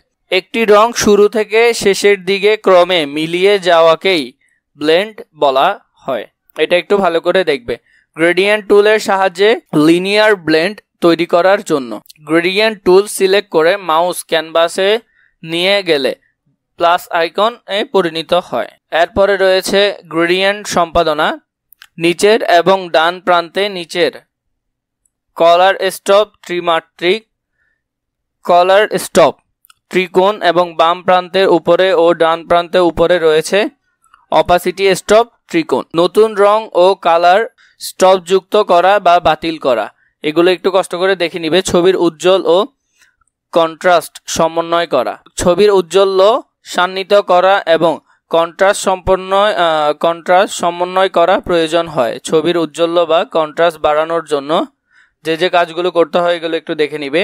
ডায়ালগস বক্সে প্রিভিউ চেক করে বক্সে ক্লিক করে সক্রিয় করে রাখলে ছবির রং পরিবর্তনের কাজ তাৎক্ষণিকভাবে লক্ষ্য করা যাবে। ইলাস্ট্রেটর এতক্ষণ আমরা ফটোশপের কাজ দেখেছি, এখন ইলাস্ট্রেটরের। অ্যাডোবি ইলাস্ট্রেটর হচ্ছে মূলত ছবি আঁকা, নকশা প্রণয়ন করা, লোগো তৈরি করা এবং অন্যান্য ডিজাইন তৈরি করার প্রোগ্রাম। অ্যাডোবি ফটোশপ প্রোগ্রামের সাহায্যে যেমন ডিজাইনের কাজ করার সুযোগ খুবই সীমিত, তেমনি অ্যাডোবি ইলাস্ট্রেটর ছবি সম্পাদনের সুযোগ প্রায় নেই বললেই চলে। ইলাস্ট্রেটরের প্রধান কাজ হচ্ছে অঙ্কন শিল্পীর কাজ। তাহলে ইলাস্ট্রেটরের প্রধান কাজ হলো অঙ্কন শিল্পীর কাজ। এরপরে দেখো, ইলাস্ট্রেটর প্রোগ্রাম বর্তমানে বিশ্বব্যাপী জনপ্রিয় একটি সফটওয়্যার। এটিতে বেশিরভাগ করা হয় লোগো, ব্যানার ডিজাইন, এই ধরনের ডিজাইনগুলো অ্যাডোবিতে করা হয়।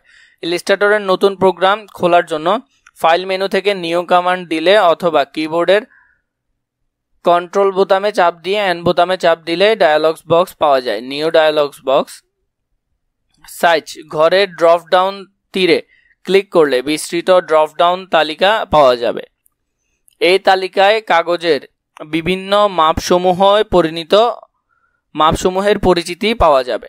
এর ভিতর থেকে যে মাপের কাগজ কাজ করা প্রয়োজন সেই মাপের নামে সিলেক্ট করলে দৈর্ঘ্য এবং প্রস্থ দুটি ঠিক করেই কাগজের প্রকৃতি মাপ দেখা যাবে। ঘরের বিভিন্ন মাপের একক রয়েছে। আমাদের দেশে বিশ্বব্যাপী ইঞ্চি মাপের কাজ করে অভ্যস্ত, তবে বিশেষ ক্ষেত্রে সূক্ষ্ম মাপ করার জন্য পয়েন্ট, পাইকা, মিলিমিটার, সেন্টিমিটার, পিক্সেল ইত্যাদির মাপের ব্যবহার করার প্রয়োজন হতে পারে। ইউনিটস ঘরের ড্রপ ডাউন তীর ক্লিক করলে বিস্তৃত ড্রপ ডাউন তালিকা পাওয়া যাবে। এরপরে হলো ওরিয়েন্টেশন। এর ডান দিকে দুটি মানুষের চিত্র রয়েছে। প্রথমটিতে ক্লিক করলে সক্রিয় করে দিলে কাগজের খাড়াখাড়ি অবস্থান থাকবে। দ্বিতীয়ত ক্লিক করলে সক্রিয় করে দিলে কাগজটি আড়াআড়ি বা ল্যান্ডস্কেপ অবস্থায় থাকবে। কালার মোড RGB এবং CMYK মুদ্রণের উদ্দেশ্যে কাজ করার জন্য CMYK মোড কাজ করাই ভালো। কাজের পরিবেশ পরিচিতি। ইলাস্ট্রেটরের বার, টুল বক্সের প্রয়োজনীয় টুলসমূহের পরিচিতি, সেগুলো একটু করে দেখে নিবে। টুলস বক্সের এলিপস, পলিগন, স্টার এবং স্টাইরাল টুলগুলো একই অবস্থানে থাকে। এরপর এখানে টুলসের পরিচিতি রয়েছে, টুলসগুলো একটু দেখবে। অবজেক্ট রং প্রয়োগ করা, ফিল ও স্ট্রোক। একই অবজেক্ট প্রান্তর বা বর্ডারকে বলা হয় স্ট্রোক এবং ভিতরের অংশকে বলা হয় ফিল। তাহলে উপরের যেটি প্রান্ত রয়েছে সেটিকে বলা হয় স্ট্রোক এবং ভিতরের অংশকে বলা হয় ফিল। কালার প্লেটটিতে পর্দায় বিদ্যমান না থাকলে উইন্ডোজ মেনু থেকে কালার কমান্ড দিলে বা কিবোর্ডের F6 বোতাম চাপ দিলে কালার প্লেটটি পর্দায় উপস্থাপিত হয় এভাবে। এরপরে কালার গ্রেডিয়েন্ট ও নান। কালার গ্রেডিয়েন্ট ও নান এগুলো একটু দেখে নিবে কষ্ট করে। ফিল ও স্ট্রোক সোয়াচে নিচের সারি তিনটি আইকন যথাযথ কালার গ্রেডিয়েন্ট ও নান, এখানের মধ্যে তিনটি আইকন রয়েছে। অবজেক্ট ছোট বড় করে দেখা। অবজেক্ট ছোট বড় করে দেওয়ার জন্য জুম আউট আর জুম ইন। বড় করে দেখার জন্য জুম ইন করা হয় আর ছোট করে দেখার জন্য জুম আউট করা হয়। হ্যান্ড টুলের সাহায্যে পৃষ্ঠা অবজেক্টের অবস্থান পরিবর্তন, এখান থেকে একটু কষ্ট করে দেখে নিবে। অবজেক্ট অবলোকনের পরিবেশ, সেটিও একটু কষ্ট করে দেখে নিবে। অবজেক্ট তৈরি করা, অবজেক্ট সিলেক্ট করা এবং অবজেক্টের প্রান্ত রেখা বা পাথ মুছে ফেলা। পাথ বা প্রান্ত রেখা। অবজেক্ট প্রান্ত রেখা বা বর্ডার রেখাকে বলা হয় পাথ রেখা। একটি মাত্র সরল রেখাকে পাথ বলা হয়। Selection tool. সিলেকশন টুলকে বলা হয় তীর বা ব্ল্যাক অ্যারোর বলেও উল্লেখ করা হয়। বক্সের চার কোণে চারটি এবং চার বাহুতে চারটি ক্ষুদ্র ফাঁপা বক্স দেখা যায়। এই বক্সগুলোকে বলা হয় resize box. Direct selection tool. Selection টুলের ডান পাশে সাদা টুলটি হচ্ছে ডাইরেক্ট সিলেকশন টুল। এই টুলটিকে অনেকে সাদা তীর বা হোয়াইট এরর বলেও অভিহিত করে থাকেন। এরপরে অবজেক্ট গ্রুপ করা, অবজেক্ট লক করা। একাধিক অবজেক্ট নিয়ে কাজ করার ক্ষেত্রে অনেক সময় কোনো একটি বা একাধিক অবজেক্ট লক করে রাখতে হয়। লক করার অবজেক্ট সিলেক্ট করা যায় না। কাট, কপি, পেস্ট কমান্ড ব্যবহার করা, এগুলো এখান থেকে একটু কষ্ট করে তোমরা দেখে নিবে। লেয়ার লেয়ার শব্দের বাংলা হতে পারে স্তর। একই স্তর বা লেয়ারকে স্বচ্ছ কাঁচ, পলিথিন ইত্যাদির সঙ্গে তুলনা করা যেতে পারে। অন্যান্য স্বচ্ছ মাধ্যম তিনটি অবজেক্ট বা ছবি তৈরি করে একটির ওপর একটি স্থাপন করলে তিনটি অবজেক্ট বা ছবি দেখা যাবে। এরপর রয়েছে অবজেক্ট রঙের ব্যবহার। অবজেক্ট রং প্রয়োগ করার জন্য কালার প্লেটে কালার বার বা কালার স্ট্রোকট্রাম বার, গ্রেডিয়েন্ট ইত্যাদি ব্যবহার করা হতে পারে। কালার পয়েন্ট পর্দার কালার প্লেটে দেখা না গেলে উইন্ডোজ মেনুর কালার কমান্ড দিলে পর্দার কালার প্লেটে উপস্থাপিত হবে। কালার স্লাইডের এবং তার নিচের কালার স্ট্রোক বার এর মডেলে কাজ করলে কালার স্লাইড থেকে একটি RGB red green blue mode কাজ করলে কালার স্লাইড থেকে তিনটি এবং CMY কে ম্যাজেন্ডা, ইয়েলো এবং ব্ল্যাক মোডে কাজ করলে কালার স্লাইডে থাকবে 4টি। রং প্রয়োগ করা কোনো অবজেক্ট রং প্রয়োগ করার জন্য অবজেক্ট সিলেক্ট করতে হবে। কালার স্ট্রোক বার, এখানে কালার স্ট্রোক বার রয়েছে, এগুলো থেকে সিলেক্ট করলে রং অটোমেটিক এগুলো থেকে সিলেক্ট করতে হবে। এরপরে রয়েছে স্ট্রোক বার। অবজেক্টের প্রান্তরেখা বা লাইন বা বর্ডার কে বলা হয় পাথ বা রেখা মোটা চিকন করার পরিমাপকে স্ট্রোক হিসেবে উল্লেখ করা হয়। স্ট্রোক নিয়ন্ত্রণ করার অর্থ হচ্ছে রেখাকে মোটা চিকন করা এবং রং প্রয়োগ করা। স্ট্রোক মোটা চিকন করার কাজ করতে হয় স্ট্রোক প্লেটের সাহায্যে। এখানে তোমরা যেটি দেখতেছো এটি মোটা চিকন করা যায়, এটিকে বলা হয় স্ট্রোক সাইজ। এরপরে রেখার সরু বা মোটার পরিমাণ নির্ধারণের জন্য 0 থেকে 1000 পয়েন্ট পর্যন্ত ব্যবহার করা যায়। পেন ও পেন্সিল টুল। ইলাস্ট্রেটরের জনপ্রিয় হওয়ার অন্যতম কারণ হচ্ছে পেন টুলের সাহায্যে সূক্ষ্ম ও জটিল ডিজাইন তৈরি করা যায়। পেন টুল দিয়ে তুমি তোমার ইচ্ছা মতো ড্রাফট করতে পারবে। এখানে এটি দেখতেছো, এটি হলো পেন টুলের কাজ। এরপরে রয়েছে বদ্ধপাত বা খোলা বা মুক্ত পাত। বদ্ধপাতের শুরু ও শেষ বলে কিছু থাকে না, যেমন বৃত্ত ও বর্গ ইত্যাদি। বদ্ধপাত। পেন্সিল টুল ও পেন টুল। পেন্সিল টুল এর সাহায্যে সবচেয়ে সহজে উপায়ে পাত তৈরি করা যায়। এখানে আরো অনেক কিছু রয়েছে, এগুলো তোমরা একটু একটু করে পড়ে নিবে। পাত সম্পাদনের কাজ, এটাও একটু দেখবে। অ্যাঙ্কর বা পয়েন্ট। টুল বক্স থেকে add anchor point tool add anchor পয়েন্টে সিলেক্ট করতে হবে। এরপর রয়েছে অ্যাঙ্কর পয়েন্ট বাদ দেওয়া, পাতের বক্রতা সম্পাদন। এরপরে রয়েছে লেখালেখির কাজ, এটি গুরুত্বপূর্ণ, এখান থেকে প্রশ্ন হয়। বই ও ম্যাগাজিনের প্রচ্ছদ, পোস্টার, বিজ্ঞাপন, কার্ড ইত্যাদি সবকিছু লেখার কাজ থাকে। ইলাস্ট্রেটরের লেখালেখি বা টাইপের কাজ করার জন্য টাইপ টুল ব্যবহার করা হয়।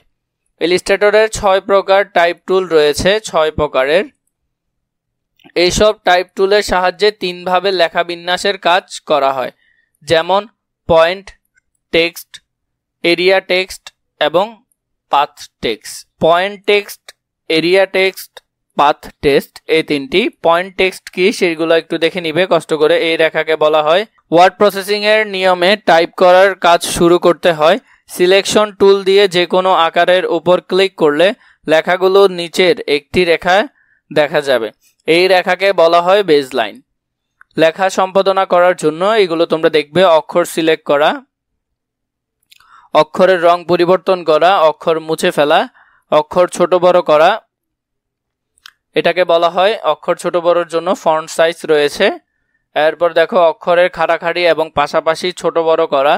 লেখার অক্ষরগুলো খাড়াখাড়ি ছোট বড় করার জন্য ভার্টিক্যাল স্কেল ঘরের ডান দিকে ড্রপ ডাউন তীরে ক্লিক করে মাউস পয়েন্টে চাপ রাখলে সংখ্যা সূচক তালিকা পাওয়া যায়। মাউসে চাপ রাখা অবস্থায় ড্র্যাগ করে 100 এর চেয়ে বৃহত্তম সংখ্যা সিলেক্ট করলে লেখা খাড়াখাড়ি বড় হবে। 100% এর চেয়ে ক্ষুদ্রতম সংখ্যা টাইপ করলে লেখা খাড়াখাড়িভাবে ছোট হবে। 100% হচ্ছে অক্ষরের স্বাভাবিক মাপ। লেখার অক্ষরগুলোর পাশাপাশি ছোট বড় সেগুলো দেখবে। 100 থেকে বড় হলে বেজলাইন শিফট নিয়ে একটু দেখে নিবে তোমরা। এরপর হলো যে লাইনগুলোর মাঝখানে ফাঁকা জায়গাকে বলা হয় লিডিং। এরপরে এরিয়া টেক্সট, পাথ টাইপ করা, এগুলো একটু কষ্ট করে দেখবে, এখান থেকে মাঝে মধ্যে প্রশ্ন হয়। মুক্ত পাতে লেখা বিন্যাস করা, তুমি একটি রেখা অঙ্কন করবে যেটির মধ্যে তোমার লেখাটি থাকবে। এরপরে হলো অক্ষরের আউটলাইন তৈরি করা, ইলাস্ট্রেটরের ছবি বা ইমেজ স্থাপন করা, এগুলো একটু কষ্ট করে দেখে নিবে। চলো আমরা 6 অধ্যায় থেকে শুরু করি, যেসব বিষয়গুলো আসবে তা নিয়ে। 6ষ্ঠ অধ্যায়, ডেটাবেজ এর ব্যবহার। ডেটাবেজ কিভাবে ব্যবহার করে তার ব্যবহার নিয়ে অধ্যায়। ডেটাবেজ সম্পর্কে ধারণা। ডেটাবেজ বলা হয় তথ্য ভাণ্ডার। ডেটাবেজকে বলা হয় তথ্য ভাণ্ডার। ডেটাবেজ হলো কম্পিউটার ভিত্তিক একটি পদ্ধতি যার সাহায্যে উপাত্ত সংগ্রহ করার প্রয়োজন অনুযায়ী পুনরুদ্ধার করা যায়। এটা হলো যে এক ধরনের ডেটাবেজ যেখানে সিরিয়াল নং, নাম, age, date of birth, village, union, এগুলো তুমি তোমার মতো করে আর অন্যান্যভাবে তৈরি করতে পারো। একটি ডেটাবেজ মূলত কলাম এবং সারির সমন্বয়ে গঠিত। প্রত্যেকটি কলামের একটি করে হেডিং বা শিরোনাম থাকবে, এগুলোকে হেডিং বা শিরোনাম বলা হয়। এই হেডিং বা শিরোনাম থেকে বোঝা যায় সেই কলামে কোন ধরনের ডেটা বা তথ্য আছে। হেডিং বা শিরোনামগুলো ফিল্ড নামেও পরিচিত, এগুলো আবার ফিল্ড নামেও পরিচিত, এই যে হেডিংগুলো আছে। আর পাশাপাশি কয়েকটি কলামের সমন্বয়ে গঠিত হয় একটি সারি। একটি সারি। প্রতিটি সারিকে বলা হয় একটি রেকর্ড। এখানে সিরিয়াল নং, name, age, date of birth, village, union প্রত্যেকটি কলাম। তাহলে এখানে যে উপরের প্রতিটি রয়েছে এগুলোর প্রতিটি এক একটা কলাম, একটি ফিল্ড, এবং এইসব ফিল্ডের অধীনে রয়েছে যথাক্রমে আবুল কাসেম, এই ধরনের তথ্য, আবুল কাসেমের তথ্য। প্রতিটি ফিল্ডে রয়েছে এক একজনের তথ্য। উপরের উদাহরণ ডেটাবেস থেকে 6টি ফিল্ড এবং 6টি রেকর্ড রয়েছে। আমরা এখানে 6টি রেকর্ড এবং 6টি ফিল্ড পাচ্ছি। 60-এর দশক থেকে কম্পিউটার ডেটাবেজ ফাইল ডেটা সংরক্ষণ শুরু হয়, তখন একটি ডেটা টেবিল সমন্বয়ে একটি ডেটাবেজ গঠিত হতো। একাধিক ডেটাবেজ, কোয়েরিং ফার্ম, রিপোর্ট ইত্যাদি ফাইল থাকতে পারে। অর্থাৎ ডেটাবেজ হচ্ছে ডেটা তথ্য সমৃদ্ধ এক বা একাধিক ফাইলের সমষ্টি। উল্লেখযোগ্য কয়েকটি ডেটাবেজ প্রোগ্রাম হলো মাইক্রোসফট এক্সেল। কয়েকটি ডেটাবেজ প্রোগ্রামের নাম হলো Microsoft Excel, FoxPro, dBase, FoxBase, Oracle, Fourth Dimension, Paradox ইত্যাদি। ডেটাবেজ প্রোগ্রামের বৈশিষ্ট্য। ডেটাবেজ প্রোগ্রামের কয়েকটি বৈশিষ্ট্য দেওয়া রয়েছে।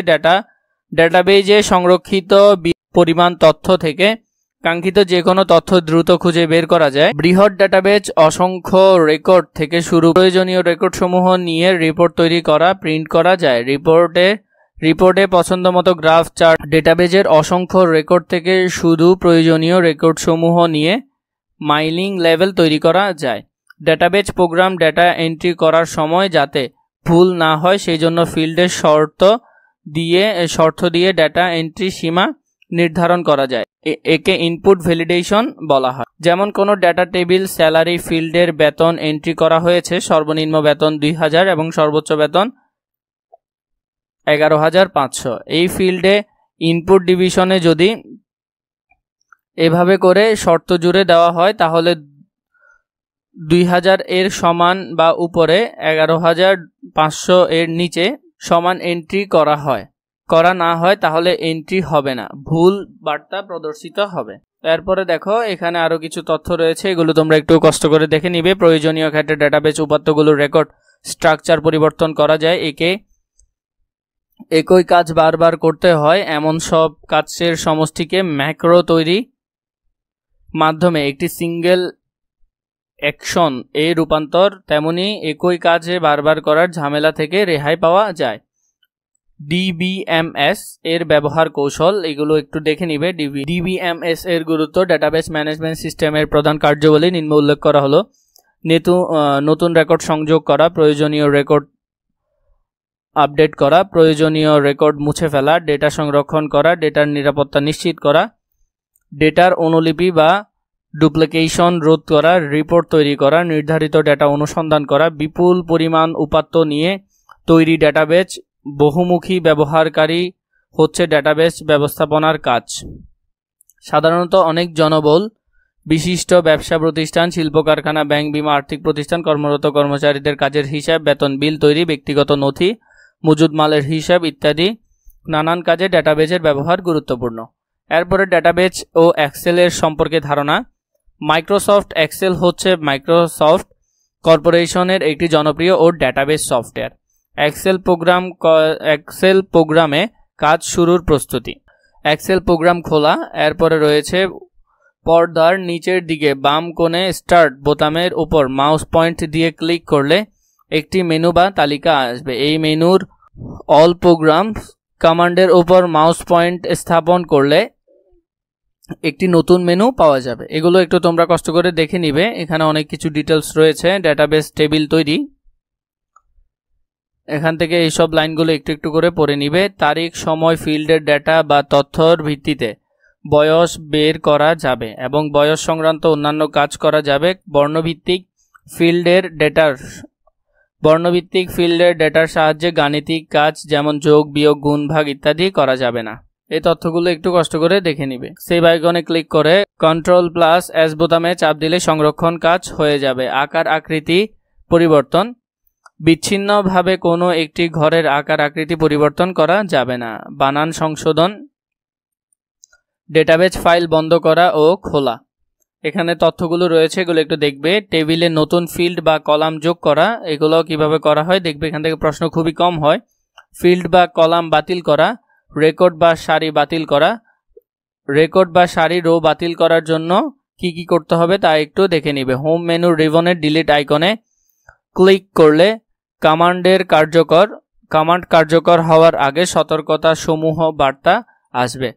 বার্তা বক্সে হ্যাঁ সূচক ইয়েস বোতামে ক্লিক করলে সিলেক্ট করা রেকর্ড বা সারি স্থায়ীভাবে বাতিল হয়ে যাবে।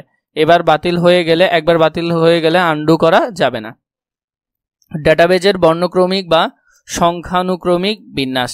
একটি টেবিল তৈরি করার জন্য যে কোনো ফিল্ড বা কলামের ভিত্তিতে সম্পূর্ণ ডেটাবেজ বর্ণক্রমে সংখ্যাভিত্তিকভাবে বিন্যস্ত বা সর্ট করা যায়। বর্ণক্রমিক এবং সংখ্যানুক্রমিক বিন্যাসের আরোহী অ্যাসেন্ডিং পদ্ধতি এবং আরোহী ডিসেন্ডিং পদ্ধতি উভয় করা যায়। আরোহী পদ্ধতি হচ্ছে ছোট ক্রম থেকে বড় ক্রমে সাজানো, ABCD এভাবে 1 2 3 এবং এভাবে, এবং আরোহী হচ্ছে এবং অবরোহী পদ্ধতি হচ্ছে বড় থেকে ছোট ক্রমে সাজানো। এই দুটি পদ্ধতি দেখবে, এগুলো থেকে প্রশ্ন হয়, এগুলো একটু ভালো করে দেখে নিবে। বড় থেকে ছোটর দিকে সাজানো ZCBA, এরপর 150 এইভাবে। এখান থেকে মাঝে মধ্যে প্রশ্ন হয়ে থাকে, তাই এগুলো ভালো করে দেখবে। শর্তযুক্ত তথ্য অনুসন্ধান। গোটা ডেটাবেজের যাদের বয়স 30 বছর থেকে 60 বছরের মধ্যে তাদের তথ্য প্রয়োজন, তাহলে তোমাকে লিখতে হবে এভাবে। যাদের 18 বছরের কম তাদের তথ্য দেখার প্রয়োজন হলে আবার শর্তের ভিত্তিতে তথ্য অনুসন্ধান করতে হবে। এভাবে তুমি যদি লিখো তাহলে তোমার এখানে প্রদর্শিত হবে 30 থেকে 60 বছরের মধ্যে যাদের বয়স তাদের।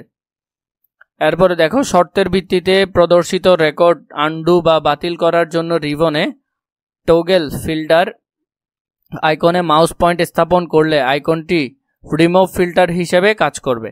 এতে শর্তের ভিত্তিতে বিন্যাস করা রেকর্ড বিন্যাসের পূর্বে অবস্থান ফিরে যাবে এবং টগল ফিল্টার আইকনটি অ্যাপ্লাই ফিল্টার আইকনে পরিণত হবে। বিন্যাসটি কার্যকর করার জন্য অ্যাপ্লাই ফিল্টার আইকনে ক্লিক করতে হবে। গ্রামের ভিত্তিতে তথ্য অনুসন্ধান, এগুলো একটু কষ্ট করে দেখে নিবে। একাধিক গ্রামের তথ্য দেখা। পুরুষ মহিলার ভিত্তিতে তথ্য অনুসন্ধানগুলো দেখবে একটু। কুয়েরি এবং রিপোর্ট। এ যাবৎ বর্ণিত পদ্ধতির প্রয়োজনীয় তথ্য দেখার কাজ করা ছাড়াও কুয়েরি পদ্ধতিতে শর্তযুক্ত তথ্য আহরণ ও প্রদর্শন করা যায়। তবে শর্তযুক্ত তথ্য সংরক্ষণ এবং মুদ্রণ নেওয়ার জন্য প্রদর্শিত তথ্য কুয়েরি আকারে সংরক্ষণ করতে হয়। কুয়েরি আকারে সংরক্ষিত তথ্য সরাসরি মুদ্রণে নেওয়া যায়। কুয়েরি পদ্ধতিতে তথ্য আহরণ এবং সংরক্ষণের জন্য ক্রিয়েট মেনুর রিবনে কুয়েরি ডিজাইন আইকনে ক্লিক করলে কুয়েরি পদ্ধতিতে তথ্য আহরণের ছক আসবে। এই ছকের সঙ্গে শো টেবিল ডায়ালগস বক্স আসবে। শো টেবিল ডায়ালগস বক্স এ টেবিল 1 সিলেক্ট করে অ্যাড বোতামে ক্লিক করলে ফিল্ড ধারকে সব ফিল্ড বা হেডিং অন্তর্ভুক্ত অবস্থায় পাওয়া যাবে। যে ফিল্ডের ভিত্তিতে তথ্য আহরণ করা প্রয়োজন সেই ফিল্ডে বারবার নিচের ক্রাইটেরিয়া সারির ঘরে শর্তযুক্ত করতে হবে। যেমন বয়সের ক্ষেত্রে কয়েক রকম শর্ত আরোপ করা যেতে পারে। এভাবে তোমরা একটু তথ্যগুলো কষ্ট করে দেখে নিবে। এখান থেকে এগুলো থেকে প্রশ্ন হয়, প্রায় এটা থেকে সবচেয়ে বেশি প্রশ্ন হয়ে থাকে, তাই এগুলো ভালো করে দেখবে। এরপর দেখো, শর্ত টাইপ করার পর ডিজাইন মেনুর রিবনের রান আইকন ক্লিক করলে প্রদত্ত শর্ত অনুযায়ী রেকর্ড প্রদর্শিত হবে। কুয়েরি পদ্ধতিতে শর্ত আরোপ করার আরোহিত তথ্যের টেবিলের উপর কুয়েরি 1 শিরোনাম বিদ্যমান থাকবে। এরপরে কুয়েরি পদ্ধতিতে গ্রাম এবং ইউনিয়নের তথ্য আহরণ। ক্রিয়েট মেনুর রিবনে কুয়েরি আইকনে ক্লিক করলে কুয়েরি পদ্ধতিতে তথ্য আহরণের ছক আসবে। এই ছকের সঙ্গে শো টেবিল ডায়ালগস বক্স আসবে। 3 শো টেবিল ডায়ালগস বক্সে টেবিল 1 সিলেক্ট করলে অ্যাড বোতামে ক্লিক করলে ফিল্ড আকারে টেবিলের সকল ফিল্ড এবং হেডিং অন্তর্ভুক্ত অবস্থায় পাওয়া যাবে। এছাড়া এখানে আরো অনেকগুলো তথ্য রয়েছে, এগুলো একটু তোমরা ভালো করে দেখে নিবে। ডেটাবেস এর ব্যবহারটাও একটু দেখবে। ডেটাবেস উইন্ডোতে ভিলেজ কুয়েরি ফাইলটির নামের উপর ডাবল ক্লিক করলে কুয়েরি ফাইলটি সক্রিয় হবে। কুয়েরি ফাইলটি সক্রিয় থাকা অবস্থায় মুদ্রণ নিয়ে মুদ্রিত কুয়েরি সংরক্ষণ করে রাখা যাবে এবং প্রয়োজন হলে সরবরাহ ও বিতরণ করা যাবে। রিপোর্ট সাধারণত রিপোর্ট আকারে তথ্য সরবরাহ বা বাতিল করা হয়। সম্পূর্ণ ডেটাবেস অথবা কুয়েরি ফাইলের ভিত্তিতে রিপোর্ট তৈরি করা যেতে পারে। এরপরে যে ফাইলটি রিপোর্ট প্রণয়ন করতে হবে সেই ফাইলটি সিলেক্ট করে নিতে হবে।